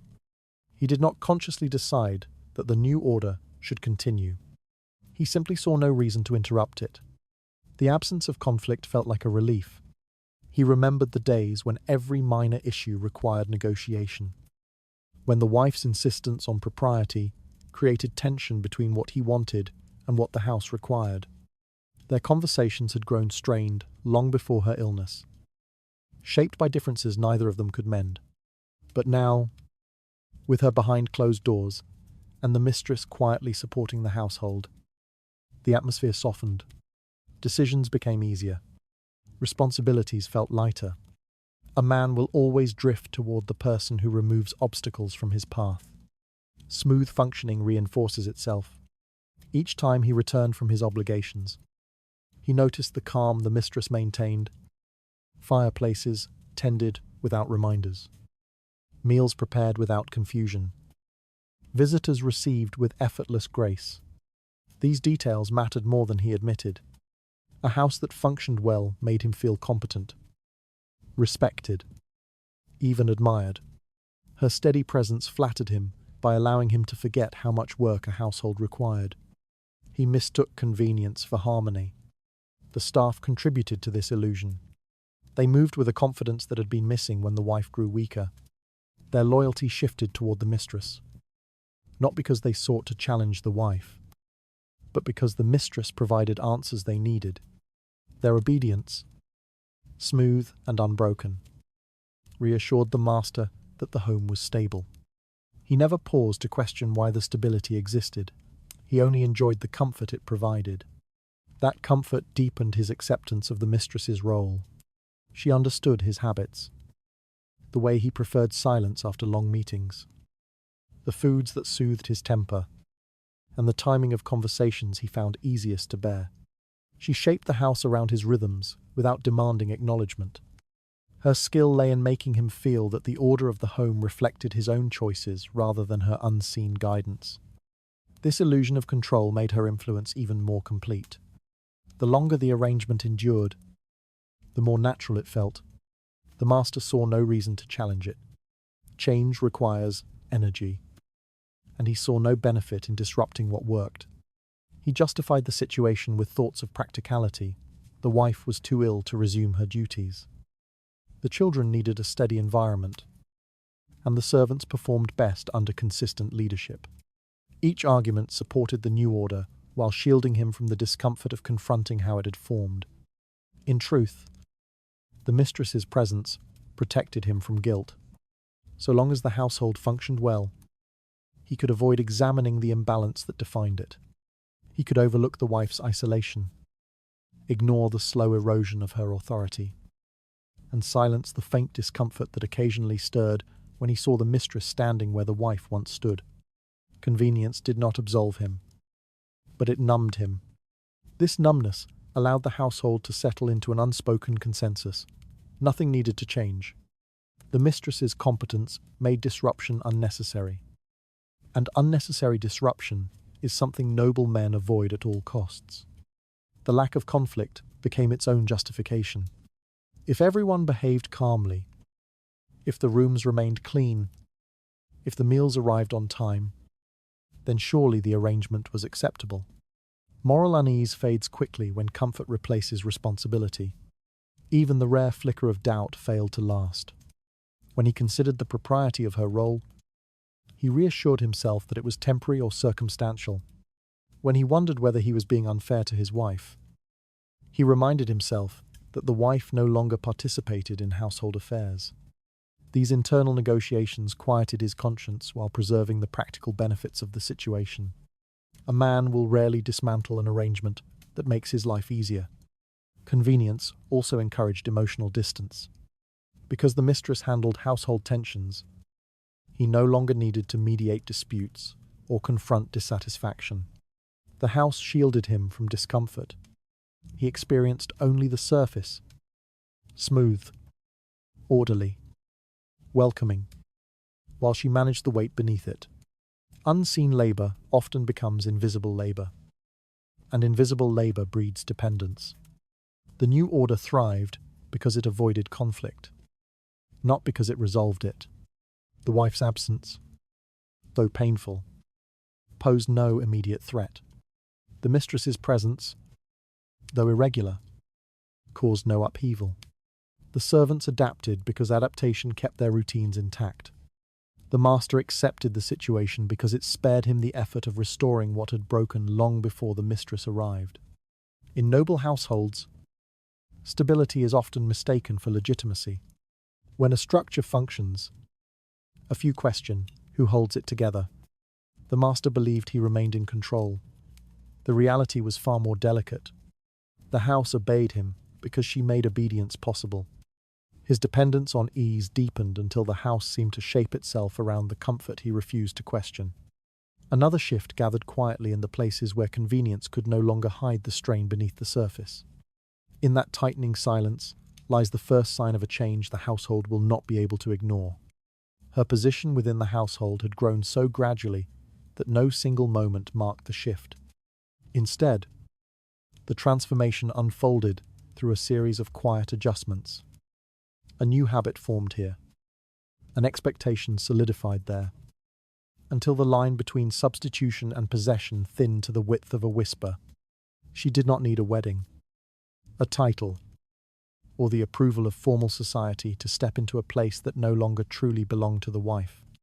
All she needed was sustained presence, consistent influence, and an ability to become essential to the daily life of the home. The nature of her presence changed as the house began to anchor itself to her. She no longer lingered uncertainly at thresholds, or lowered her gaze when crossing paths with servants who once viewed her with caution. Instead, she moved through rooms with the confidence of someone accustomed to being expected. The air around her settled, as though the house had reshaped itself to receive her steps. She understood the unspoken truth. Control is not claimed loudly. It is absorbed quietly until resistance becomes impractical. She learned how to inhabit space in a way that carried subtle authority. She stood where the wife once stood during meals, not out of defiance, but because the servants had arranged the seating unconsciously around her. She oversaw preparations for social visits because no one else stepped forward to do it. She reviewed household concerns because they naturally reached her first. The accumulation of such moments created a new center of gravity, one that did not need recognition to operate effectively. Her influence was not aggressive, yet its steadiness made her indispensable. The servants realized that their tasks unraveled without her guidance. The steward found that accounting became confused when she did not review small expenses. Even the rhythms of daily life, lighting lamps at dusk, setting tables for meals, and opening windows at dawn, felt incomplete when she was absent. Dependence crept into the bones of the household until the idea of functioning without her seemed unthinkable. That indispensability became her greatest source of power. She did not need to challenge the wife's authority openly. She simply had to continue performing the duties the wife had abandoned. With every small decision she made, with every conflict she settled, with every moment she remained when others withdrew, she crossed a boundary without ever appearing to step over it. Replacement is rarely a single act. It is a series of small, unseen shifts that culminate in a point where the original role becomes symbolic rather than practical. The wife's presence, when it surfaced at all, only reinforced how thoroughly she had been displaced. She moved through the house like a guest in her own home, avoided by servants who feared burdening her, overshadowed by the routines that no longer required her, diminished by the silence around her authority. She may have held the title of mistress of the house, but titles cannot command a structure that no longer looks to them. Her reduced influence made the mistress's rise feel less like an intrusion and more like a necessary adjustment. To the master, this adjustment seemed logical. He saw the household functioning, saw the calm that had replaced the earlier chaos, and decided that stability mattered more than propriety. The mistress was not replacing his wife, he told himself. She was merely assisting during a difficult time. Yet the language of justification could not disguise the truth. Assistance had become oversight. Oversight had become leadership. Leadership had become dominant. The path from substitution to possession was paved with conveniences he refused to scrutinize. In noble homes, possession is less about legal recognition than habitual expectation. The person who stands at the center of daily life becomes, by default, the one who governs it. She understood this instinctively. She did not push boundaries. She allowed others to redraw them around her. She did not seize control. She absorbed it through consistency. She did not replace the wife. The household replaced the wife for her. Her control of the physical space deepened this transformation. She adjusted the arrangement of furniture, revised the placement of candles to soften the evening light, and reorganized storage rooms to suit her sense of order. These were not dramatic changes, but they stamped her preferences into the house itself. Walls began to reflect her taste. Rooms echoed her routines. Even the scent of the home changed subtly as she introduced flowers she preferred and removed fragrances that reminded her of her wife. Occupying space is a form of power, especially when the space begins to respond to the one who inhabits it. What made her position truly secure was that she had become impossible to remove without dismantling the household's stability. Her presence no longer felt like an intrusion, but like the foundation upon which daily life rested. She had crossed the line from substitute to essential, from tolerated to irreplaceable. Whether she realized it or not, the house now belonged to her in practice, if not in name. Her quiet absorption of the household structure made her indispensable long before anyone dared to question how far the shift had gone. Another movement gathered at the edge of the wife's diminishing presence, tightening around the spaces she could no longer hold.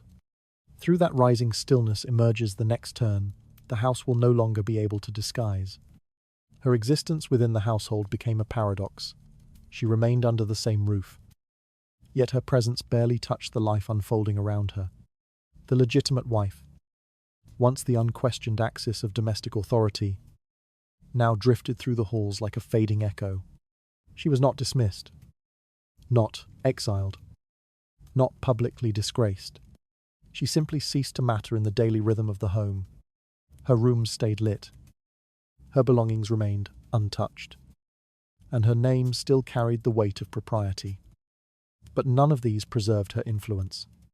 Survival in a household is not granted by title, it is granted by visibility.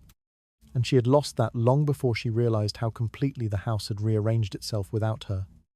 Her voice, once capable of steering conversations and decisions, no longer reached beyond the walls of her private chambers. Servants walked more softly near her door, not out of respect, but out of uncertainty, unsure whether she wished to engage, unsure whether engagement would only deepen her quiet humiliation. They carried trays to her room, left them untouched, and learned not to ask questions. A woman who slips out of daily function becomes, to the staff, a figure preserved only out of obligation. The wife herself sensed the erosion of her authority, with a clarity sharpened by isolation. She noticed how servants avoided meeting her eyes, how conversations paused awkwardly when she entered a room, how the mistress's voice, soft but steady, floated through the hallways where her own once guided the day. But awareness did not translate into power. Her attempts to re-engage felt strained, unfamiliar. She asked about household matters only to find decisions already made. She offered opinions that went politely unanswered. Her presence, once a command, had become an afterthought. The husband's behavior sealed her displacement. He visited her room with the detached concern of someone performing a duty rather than engaging with a partner. He inquired about her health without asking about her thoughts. His stays grew shorter with each passing week, his apologies softer, his justifications vague. He told himself she needed rest, that burdens might worsen her condition, that temporary distance was kindness. But these consoling lies only masked a deeper truth. He found comfort elsewhere, and convenience guided his heart more firmly than loyalty ever had. The mistress, by contrast, filled the spaces the wife no longer occupied, not through confrontation, but through sustained presence. She appeared where calm was needed, where decisions lingered, where the household required someone steady enough to keep its structure intact. The servants turned to her because she responded. The husband deferred to her because she provided clarity. The home adapted to her because she remained visible at every moment the wife withdrew. A house will always orient itself toward the figure who interacts with its daily pulse. Meanwhile, the wife's world shrank to a handful of rooms. Her illness, real or assumed, physical or emotional, became both shield and prison. She was too weak to assert authority, too aware to ignore her fading role. The home around her no longer carried her imprint. Her tastes disappeared from meal preparations, her preferences from decor, her influence from gatherings. Even her footsteps felt foreign in the corridors that once responded to her presence. Yet the tragedy of her situation was the quietness with which it unfolded. There was no single moment of loss, no clear humiliation, no declaration that stripped her of her role. Instead, each day removed a little more from her grasp. Influence drained slowly, and by the time she recognized what had happened, the structure of the house had already settled into a new order, one that had no place for her beyond formality. Still, she lingered.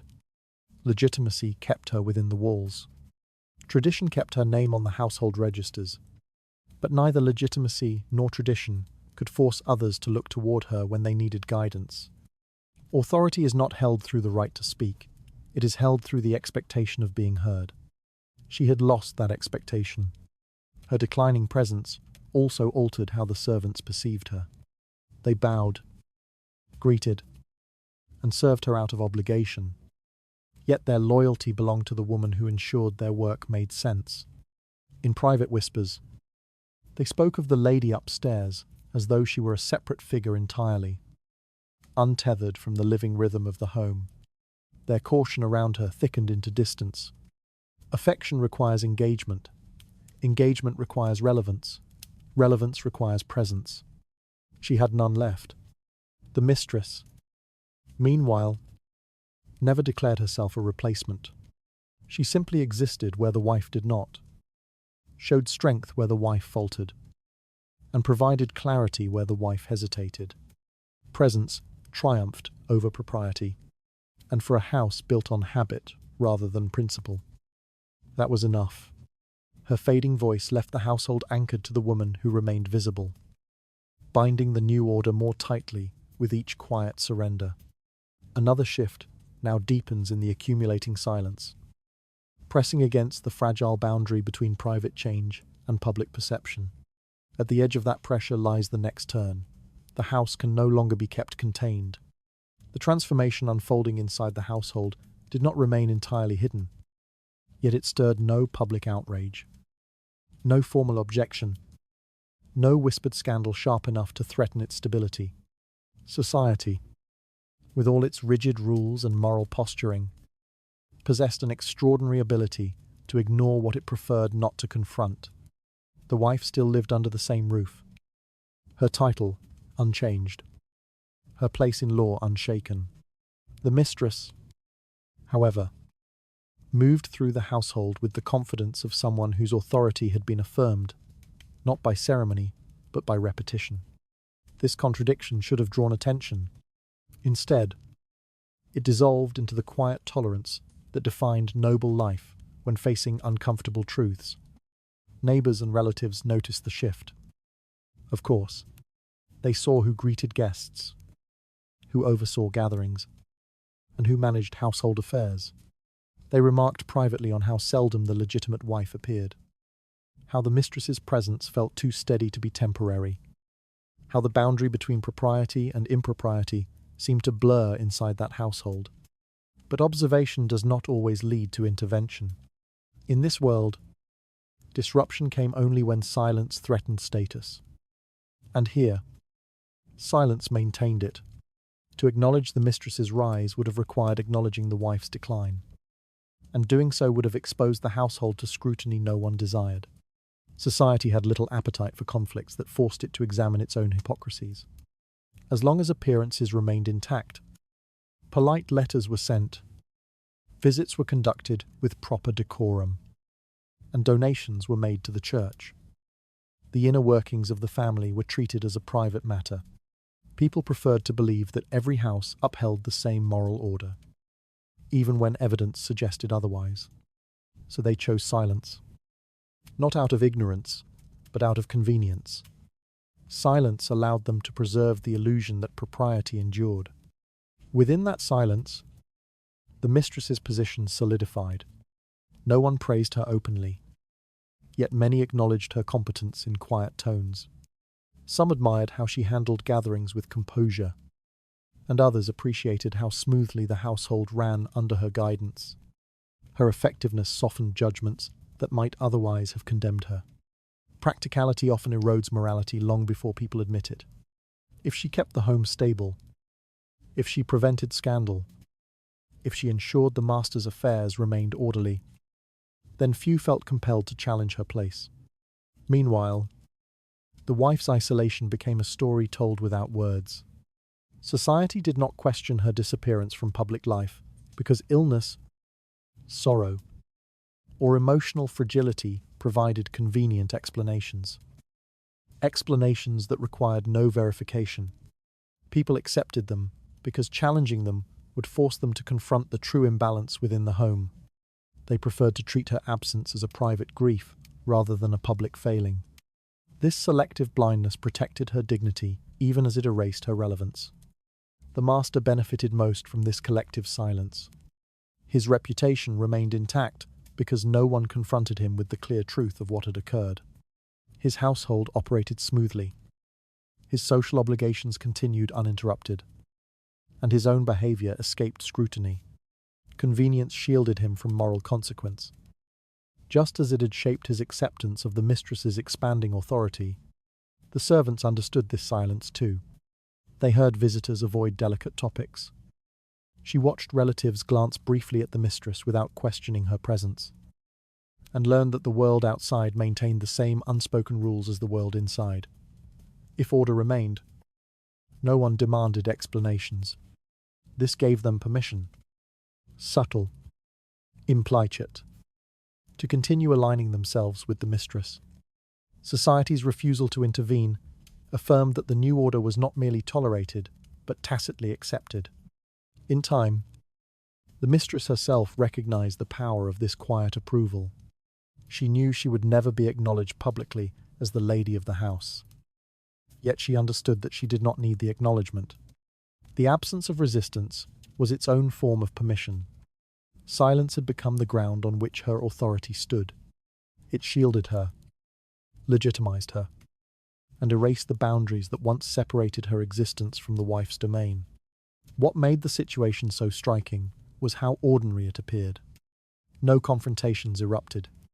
No letters of complaint circulated. No moral outrage swept through drawing rooms.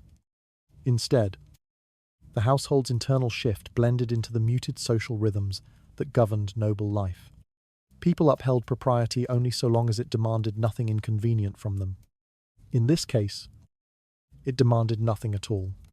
Her eyes settled comfortably into the quiet that society offered, strengthening a new order no one dared to question. Another shift now gathers beneath that silence, pressing toward the threshold where private influence begins shaping what comes after. On that unsettled brink rests the next turn. The household can no longer easily contain.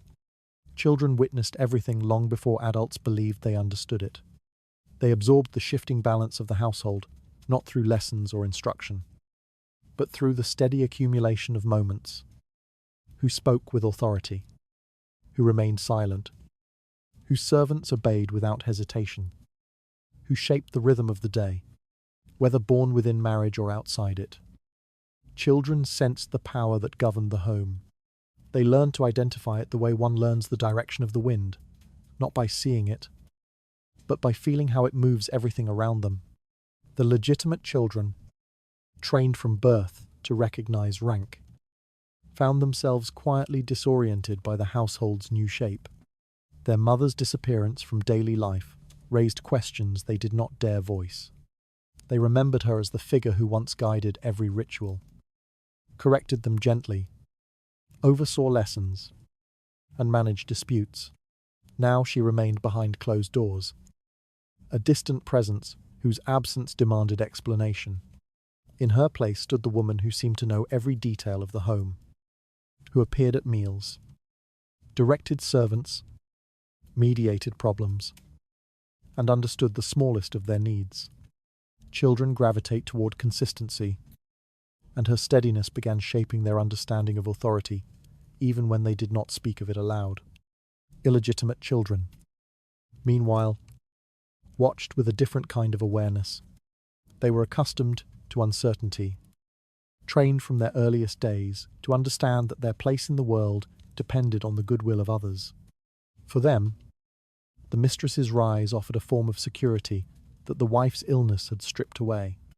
They saw how servants turned to the mistress, how the master relied on her calm, how the household adjusted itself to her presence.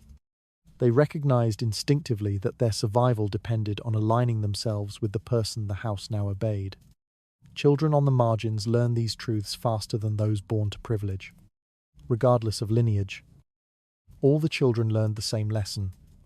Real power was not determined by law, but by action. They watched how the mistress solved problems with quiet certainty, how she arranged the household so smoothly that even the master deferred to her judgment.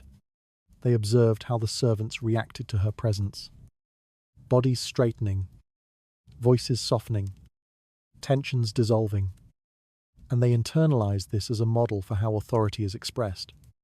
These impressions, formed in early years, would shape the way they viewed leadership long into adulthood.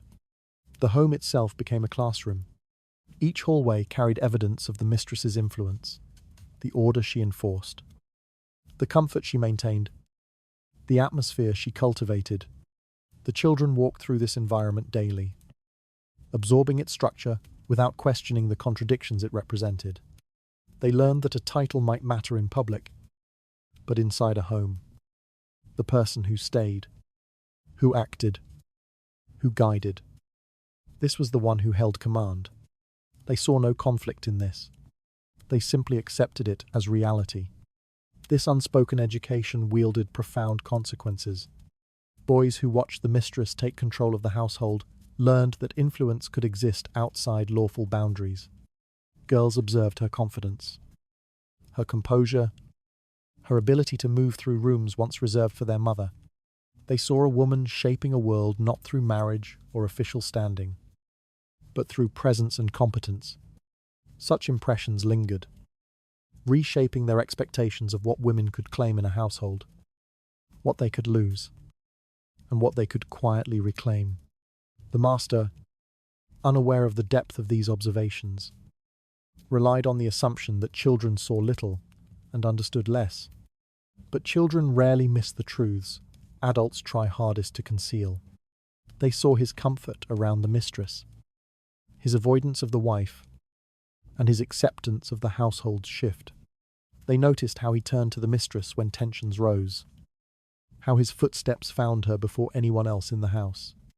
These small revelations, scattered across their days, taught them that power often followed convenience rather than principle. Even the wife's diminishing influence served as a lesson. The children sensed the sorrow that pressed around her rooms, the hesitance in the servant's footsteps near her door, the way the house fell quiet whenever she attempted to resume her former duties. They witnessed how authority dissolves when someone disappears from the everyday life of a home. Her title gave her dignity, but it did not grant her relevance. The lesson was subtle, but unmistakable. Absence erases position faster than any scandal. Over time, the children's behavior reflected these internalized truths. They sought the mistress's guidance before the wife's. They adapted to her expectations. They mirrored the rhythms she established. They grew accustomed to seeing her at the center of meals, of conversations, of household order. When they imagined the figure who governed their future, it was not the woman confined behind closed doors. It was the one whose presence shaped their days. Influence passed quietly from one generation to the next, not through declarations or laws, but through the habits children learned simply by watching. The household did not need to explain the shift. The children lived inside it, and what they learned would outlast every adult's intentions. Her quiet dominance became the model the children absorbed, binding her influence to the very future of the family in ways no law could undo. Another tension now gathers in the fragile equilibrium of the home, preparing to reveal how practical power overtakes ceremonial authority. Beyond that tightening divide lies the next movement the household cannot suppress. She never received a title, never stood in a ceremony, never held the keys to the estate by official decree. And yet, the house had begun to shape itself around her presence so thoroughly that her authority no longer needed to be spoken aloud. Power in a noble household often grows in silence, forming not through law but through repetition. Not through public recognition, but through constant reliance. By the time anyone realized how completely decisions passed through her hands, the transformation had already settled into the stone and timber of the estate. Her rise did not resemble an ascent so much as a gradual settling into a space others had abandoned. The wife, withdrawn by illness and sorrow, no longer stood at the center of daily life. The servants, desperate for stability, turned instinctively to the one who appeared in every moment of uncertainty. The children followed the rhythms she established. The master drifted into dependence without ever naming it. Thus, without force or confrontation, she became the figure through whom the entire household moved. Her days unfolded with the natural confidence of someone who had absorbed the house's pulse. She woke before most of the staff, walking the halls to observe the quiet details that revealed the health of the home. Whether the fires burned evenly, whether the kitchens prepared themselves with calm, and whether the younger servants handled their tasks without trembling. She noted everything, intervening only when needed, shaping order not through command, but through presence. People followed her because she clarified their roles, not because she demanded obedience. The decisions she made about schedules, visitors, et finances, staffing, and preparations traveled through the home like invisible threads. A change in meal times, a reorganization of storerooms, an adjustment to the servants' rotations. None of these required permission from the master. He trusted the results and never asked how the improvements came to be. The house functioned smoothly, almost effortlessly, and the mistress became the quiet architect of that ease. Guests learned to look toward her as well. When they arrived, she greeted them with the composure of someone who understood the expectations of noble society. She knew how to arrange seating to avoid old resentments, how to soften tension with a simple shift in tone, how to carry a conversation without overshadowing the master. Her influence made gatherings feel balanced in ways the wife's absence never could. Over time, visitors addressed questions to her without thinking, instinctively recognizing where the true authority rested. Servants treated her presence with the same deference they once reserved for the wife. They observed her preferences, measured their behavior by her reactions, and adjusted their daily routines to align with her expectations. She had become the reference point that determined the home's stability. The wife still lived within the estate, but the servants no longer checked her chambers for instruction. They walked past those doors with the gentleness reserved for a shrine, acknowledged, respected, but no longer active in daily life. Even the master's awareness shifted subtly. He found himself discussing household matters with her, seeking her judgment when faced with difficult decisions, relying on her emotional steadiness when confronted with external pressures.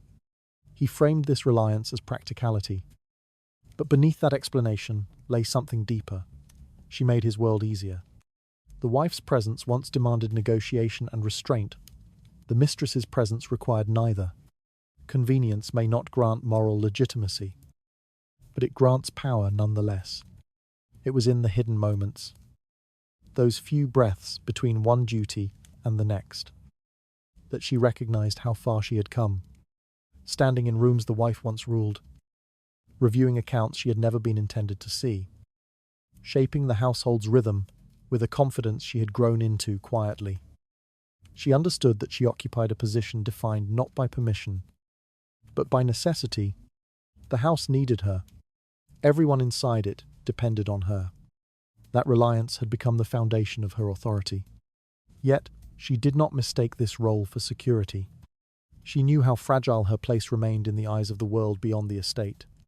She understood that the absence of a title was a shield for some and a threat to others. But inside the walls of the home, inside the structure she held together, her authority had become undeniable. Influence rooted in daily function is far harder to dislodge than influence grounded in ceremony. She had become, in every meaningful sense, the lady of the house, its interpreter, its protector, its quiet ruler.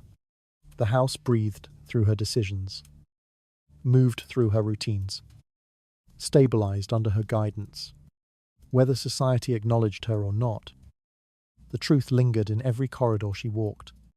Her quiet command now defined the household so completely that the absence of a title mattered less than the certainty of her influence. Another shift stirs beneath that fragile stability, preparing to confront the cost of power gained without protection. On that tightening horizon rises the next truth the household can no longer outrun. Power in the household had long since slipped beyond the realm of titles, documents, and formal recognition. What governed the home now was something quieter, an authority built from repetition, from presence, from the steady fulfillment of roles others had abandoned. She no longer needed the house to call her anything. The walls themselves seemed to acknowledge her, absorbing her rhythms and responding to her decisions with the ease that comes from habit. Influence does not require a name when it has already become the structure that keeps everything standing.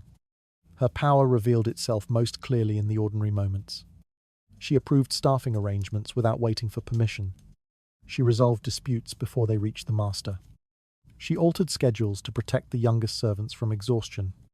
Each action seemed small, barely noticeable on its own. Yet together, they shaped the entire rhythm of the estate.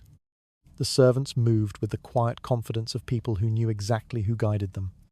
They did not question her authority, because they experienced its reliability every day. Habits formed around her so thoroughly that the house felt unbalanced in her absence. When she travelled briefly with the master, the staff became tense, uncertain, and prone to small mistakes.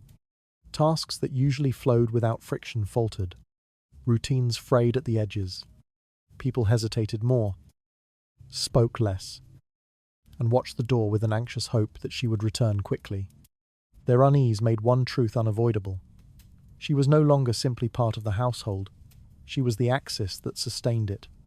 The wife, though still alive and still legitimate, had become a figure of memory rather than influence.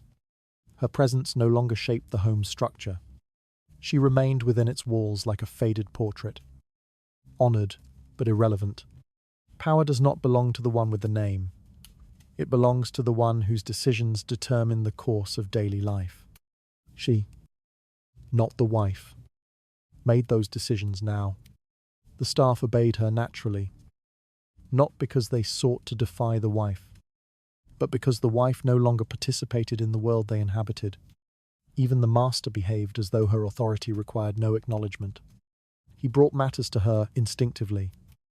Questions of finance, social expectations, estate upkeep, and emotional tensions among the servants. She answered with the calm certainty he had come to depend upon. He did not voice gratitude or declare her role. He simply acted as though she had always been the person through whom the household functioned. His silence, far from undermining her, strengthened her. The absence of formal recognition erased any need for justification. Her authority operated most powerfully in the spaces where no one challenged her. Challenge requires friction, and she had removed friction with such precision that resistance never found a foothold. Her presence soothed the staff, stabilized the household, and fulfilled needs before they grew uncomfortable. People resist what inconveniences them, not what sustains them. She sustained them all. What made her power enduring was its invisibility. It did not announce itself or demand recognition. It simply existed in the way a fire warms a room, felt before it is acknowledged, relied upon before it is praised. She understood this instinctively. She did not seek applause. She sought continuity. And continuity, once maintained long enough, becomes indistinguishable from legitimacy. The children confirmed this legitimacy through their own behaviour. They sought her approval before attempting new tasks, mirrored her manner of speaking, echoed her patience or her firmness, depending on the moment. They did not question the shift. They accepted it as the natural order because children recognize truth long before adults are willing to name it. The home taught them, day by day, where real power rested. In her quiet moments, those brief pauses before dawn or after the evening lamps were extinguished, she felt the weight of her influence settle around her shoulders. She knew she had stepped into a role built on uncertain foundations. She also knew she maintained the house more faithfully than anyone else could. Her decisions shaped lives, guided futures, and preserved stability, whether the world beyond the gates acknowledged her or not. The house answered to her. No one had formally declared her the lady of the house. Yet the work of a lady was hers alone. Power lies not in the title, but in the execution of its duties. And she executed them relentlessly, precisely, invisibly. That was enough. Her unseen authority settled into every corner of the home, proving that power endures simply by being practiced without interruption. Another shadow now gathers beyond the estate's walls, preparing to test the fragile stability she has built. In that approaching uncertainty rests the truth the household has avoided for too long. Her power, steady as it seemed, had always rested on ground that could shift without warning. Influence built on presence rather than law carries a dangerous fragility, because it depends entirely on the willingness of others to continue accepting it. She understood this truth in theory. Yet, only when small fractures began to appear did she feel the weight of what she lacked: protection, legitimacy, and any promise that her authority would survive even a single turn of circumstance. A household may rely on her. Servants may trust her. The master may depend on her. But none of these safeguards carried the permanence she silently hoped for. The first tremor came quietly, as such tremors often do. A distant relative of the wife arrived unexpectedly, bringing with him the polite scrutiny of someone who believed the household required correction. His eyes lingered too long in the places she stood, assessing, measuring, questioning without speaking. He asked after the wife in overly formal tones, his concern sounding rehearsed rather than sincere. His presence did not threaten her directly, yet it stirred something she had tried not to confront: the recognition that anyone with legal ties to the family held more authority than she did, regardless of how well she ran the home. His visit reminded her of a truth she had nearly pushed aside, that her position lived entirely in the present tense. It could not be written into the future. A shift in fortune, an unexpected death, a change in loyalty, any of these could erase her influence overnight. The servants might rely on her now, but their loyalty ultimately followed the law, not the heart. If ordered to turn against her, they would obey. Their respect, however sincere, would not protect her from the consequences of a challenge. She had shaped their world, but she did not command it. The wife's slow re-emergence also sharpened the edges of her vulnerability. On rare days, when illness loosened its grip, the wife attempted to reclaim small pieces of her former authority. She asked questions about accounts she no longer controlled, commented on household matters she no longer directed, and offered gentle corrections that felt strangely out of place. These gestures were weak, inconsistent, and easily countered by the mistress's competence, but they carried the weight of law behind them. Even her silence remained more legitimate than anything the mistress could claim aloud. The master's affection, steady for years, revealed its limits as well. He depended on her deeply, but offered no guarantees. His reliance shaped his days, not his obligations. The wife still held the legal rights he could not sever without consequence. Should society demand propriety, or should he fear scandal, he could retreat behind his marriage with ease. She, meanwhile, would stand alone. Power gained through convenience is rarely defended with conviction. He had once chosen her because she made life easier. If the world pressed against him hard enough, She could become the very thing that endangered him. The children, too, formed part of this fragile balance. They trusted her, imitated her, and instinctively followed her guidance. But bloodline always reasserts itself in the end.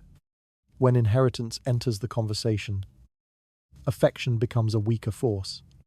She had taught them structure, patience, confidence, and order. Yet none of that gave her security.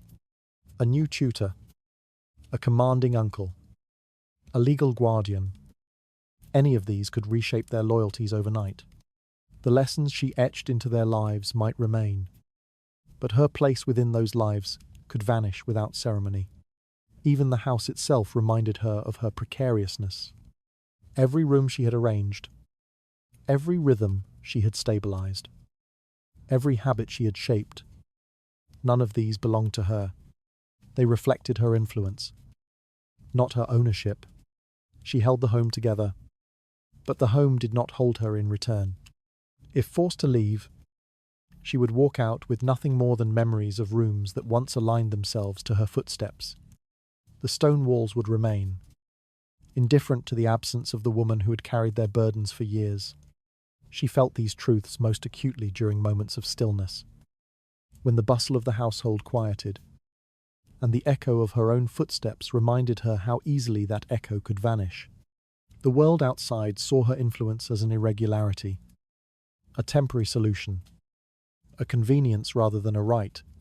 She had become indispensable, yet she remained unrecognized. Unrecognized power is the most vulnerable kind, admired in practice, but abandoned in crisis.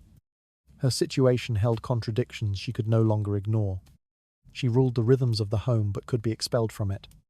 She safeguarded the family's stability but held no claim to the family. She shaped the future of the children, but had no protection for the future they would inherit. Everything she built could be undone not through confrontation, but through a single decision made by someone whose authority the law actually recognized. Her influence, steady as it appeared, revealed its cost in the quiet places where protection failed to reach her. Another shift now gathers beyond her control. Pressing toward the return of the old order, she worked so carefully to replace. Against that tightening pressure emerges the next movement the household cannot avoid. Her position began to unravel long before anyone spoke of change.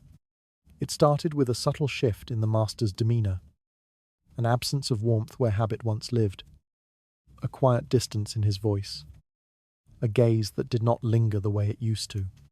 He had not rejected her. He had simply drifted away, drawn by something older, heavier, more binding, the public expectation that a man must return to the wife who held his name. She felt the change before she could name it, recognizing in the smallest gestures a withdrawing of the quiet assurances that had sustained her. The wife's recovery altered the balance even further. Her steps, once frail, carried renewed intention. Her voice, which had seemed so diminished, returned with a steadiness that did not need to be loud to be authoritative. She resumed her place at the table, at the hearth, in the subtle but powerful rituals of the household. The servants greeted her with deference they had never offered the mistress, not because they loved her more, but because the law stood behind her presence. Every nod they gave the wife felt like a quiet reminder of the instability the mistress had always tried not to face. The household responded to the shift almost instinctively. Servants who had once approached her first now hesitated, glancing toward the wife as though waiting for confirmation. Decisions she used to make without question became subject to polite reconsideration. Routines she had shaped were quietly undone. The subtle redirection of loyalty was not cruel, nor was it deliberate. It simply reflected the structure society had never abandoned. She had lived in a space formed by absence, not permission. And now that absence had closed, the master attempted to soften the transition, offering her kindness that felt more obligatory than sincere. He thanked her for her efforts, praised her steadiness, and remarked on her contributions with a tone that carried the finality of farewell. She understood his meaning without needing it spoken. He was not choosing to discard her. He was choosing to restore order, to appease relatives, uphold propriety, and secure the inheritance that depended on marital unity. Personal affection fades quickly under the weight of public responsibility. Her influence, once instinctive, became noticeably out of step with the new rhythm of the home. She no longer welcomed guests. She no longer directed the servants with confidence. She no longer stood at the center of daily life. Instead, she stepped aside as the wife resumed every role that had been hers by right. The atmosphere grew heavier each day, shaped by a tension no one wished to name. She was present, but increasingly peripheral, like a piece of furniture once useful, but now out of place. The children sensed the shift as well. They still greeted her with affection, but their glances toward the wife lingered longer. They monitored the adult's behavior with the intuitive alertness of the young, watching, adjusting, aligning themselves with whichever authority the future seemed to favor. She understood their instinct for self-preservation. Their security depended not on affection, but on legitimacy, and legitimacy did not belong to her. As the household moved back toward its original hierarchy, the silence surrounding her became more pronounced. Conversations halted when she entered the room. Decisions were made without her. The servants avoided appearing too close to her, fearing the consequences of misplaced loyalty. Each day chipped away at her presence until she began to feel like a guest in the space she had once managed. Her final loss of influence arrived quietly, without ceremony. A new steward was appointed. The wife reorganized the domestic routines. Locks were changed on doors she had once passed through freely. None of these actions was meant to humiliate her, but they marked the unmistakable end of her authority. The house, which had once bent itself to her movements, no longer acknowledged her.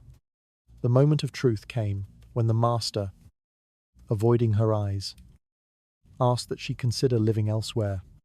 His words were framed in gentleness, spoken as gratitude, not dismissal, but their meaning could not be softened. She was being removed from the system she had sustained.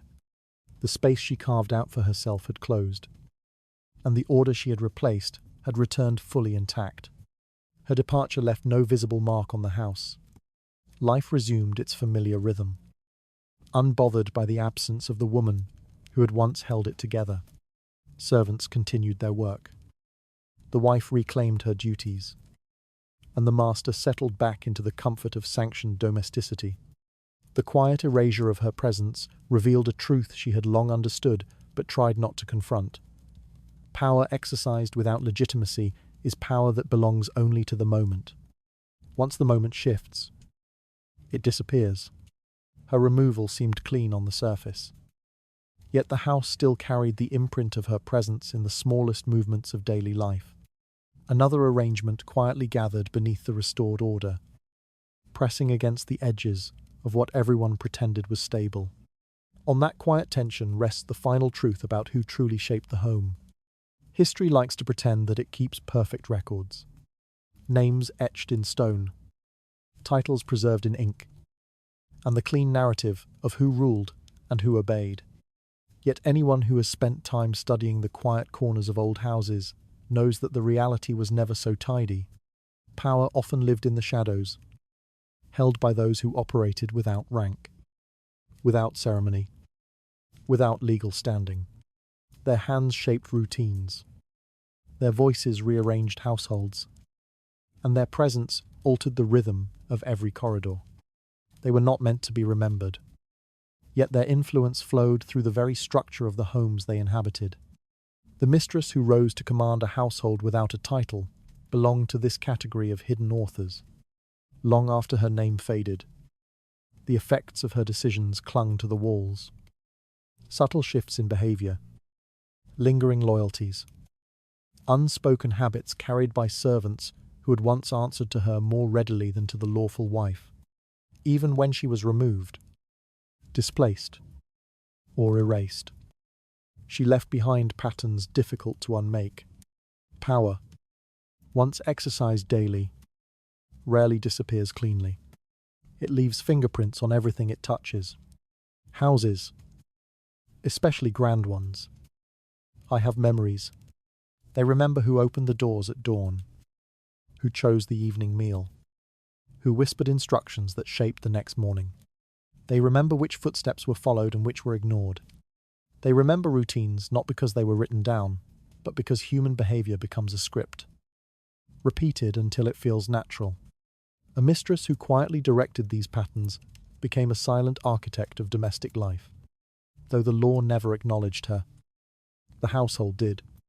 It is tempting to view her influence as temporary, something fragile that collapses as soon as official power returns. Yet the truth is more complicated. Families learn to function around whoever holds practical authority. Servants adjust quickly. Children adjust quietly. Husbands adjust conveniently. Once a household has formed itself around a central figure, even an unofficial one, the removal of that figure does not restore the past. It only exposes the depth of what she shaped. The lawful wife may reclaim her position, stepping back into halls that were always hers in theory. But theory rarely dictates the spirit of a home.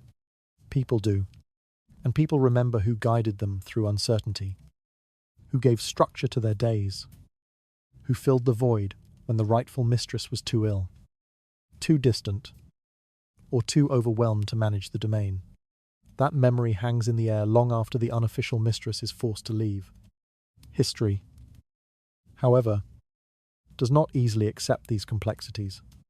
It prefers clean lines, legitimate wives, legitimate heirs, legitimate authority. The unofficial mistress is rendered an accessory, a footnote, a scandal at best. Her work, daily, constant, unacknowledged, is dismissed as inconsequential. Yet she is often the one who keeps the household moving, who manages its tempers and its practicalities, who understands its vulnerabilities better than anyone. There is a quiet cruelty in how easily such figures are discarded. They are expected to vanish without resistance, expected to leave behind the life they built, even though they were the ones who sustained it. And when they disappear, those who benefit from their absence pretend that the restored order was inevitable. The restored order becomes the official truth. Their contributions become dust, but houses do not forget. Nor do the servants who lived through the transition. Nor do the children who learned early which adult carried real authority. Regardless of which adult had the title, these silent witnesses hold memories that outlast the official narrative. They may never speak them aloud, but the memories travel, passed through gestures, retold in cautionary whispers, or preserved in the small rituals of domestic life that survive long after the people themselves are gone. When we look back across the centuries, we often miss these invisible architects. We search for crowns, coats of arms, and marriage certificates. We forget to search the kitchens, the back staircases, the morning routines, the quiet exchanges between servant and mistress where true power once flowed. The mistress without a title shaped these spaces, and in shaping them, shaped the family that lived within them. That is why history is not only made by those with official status. The people who ruled the everyday, those who moved through rooms unannounced, who calmed tempers before they sparked, who understood the fragile machinery of a household, held power that never appeared on paper. Their absence is often the very thing that reveals their importance. When they are gone, the imbalance they leave behind exposes how much of the home depended on them. Standing at the end of this story, one can almost see her silhouette fading through a doorway she once commanded. No procession marks her departure. No record states what she did for the house. Yet the silence that follows tells the truth. A void has opened. Someone who once held the threads of daily life has been cut away. The house realigns itself awkwardly, trying to remember a version of itself that no longer fits. In this final moment, what remains is the uncomfortable understanding that power does not require a title, and influence does not require recognition.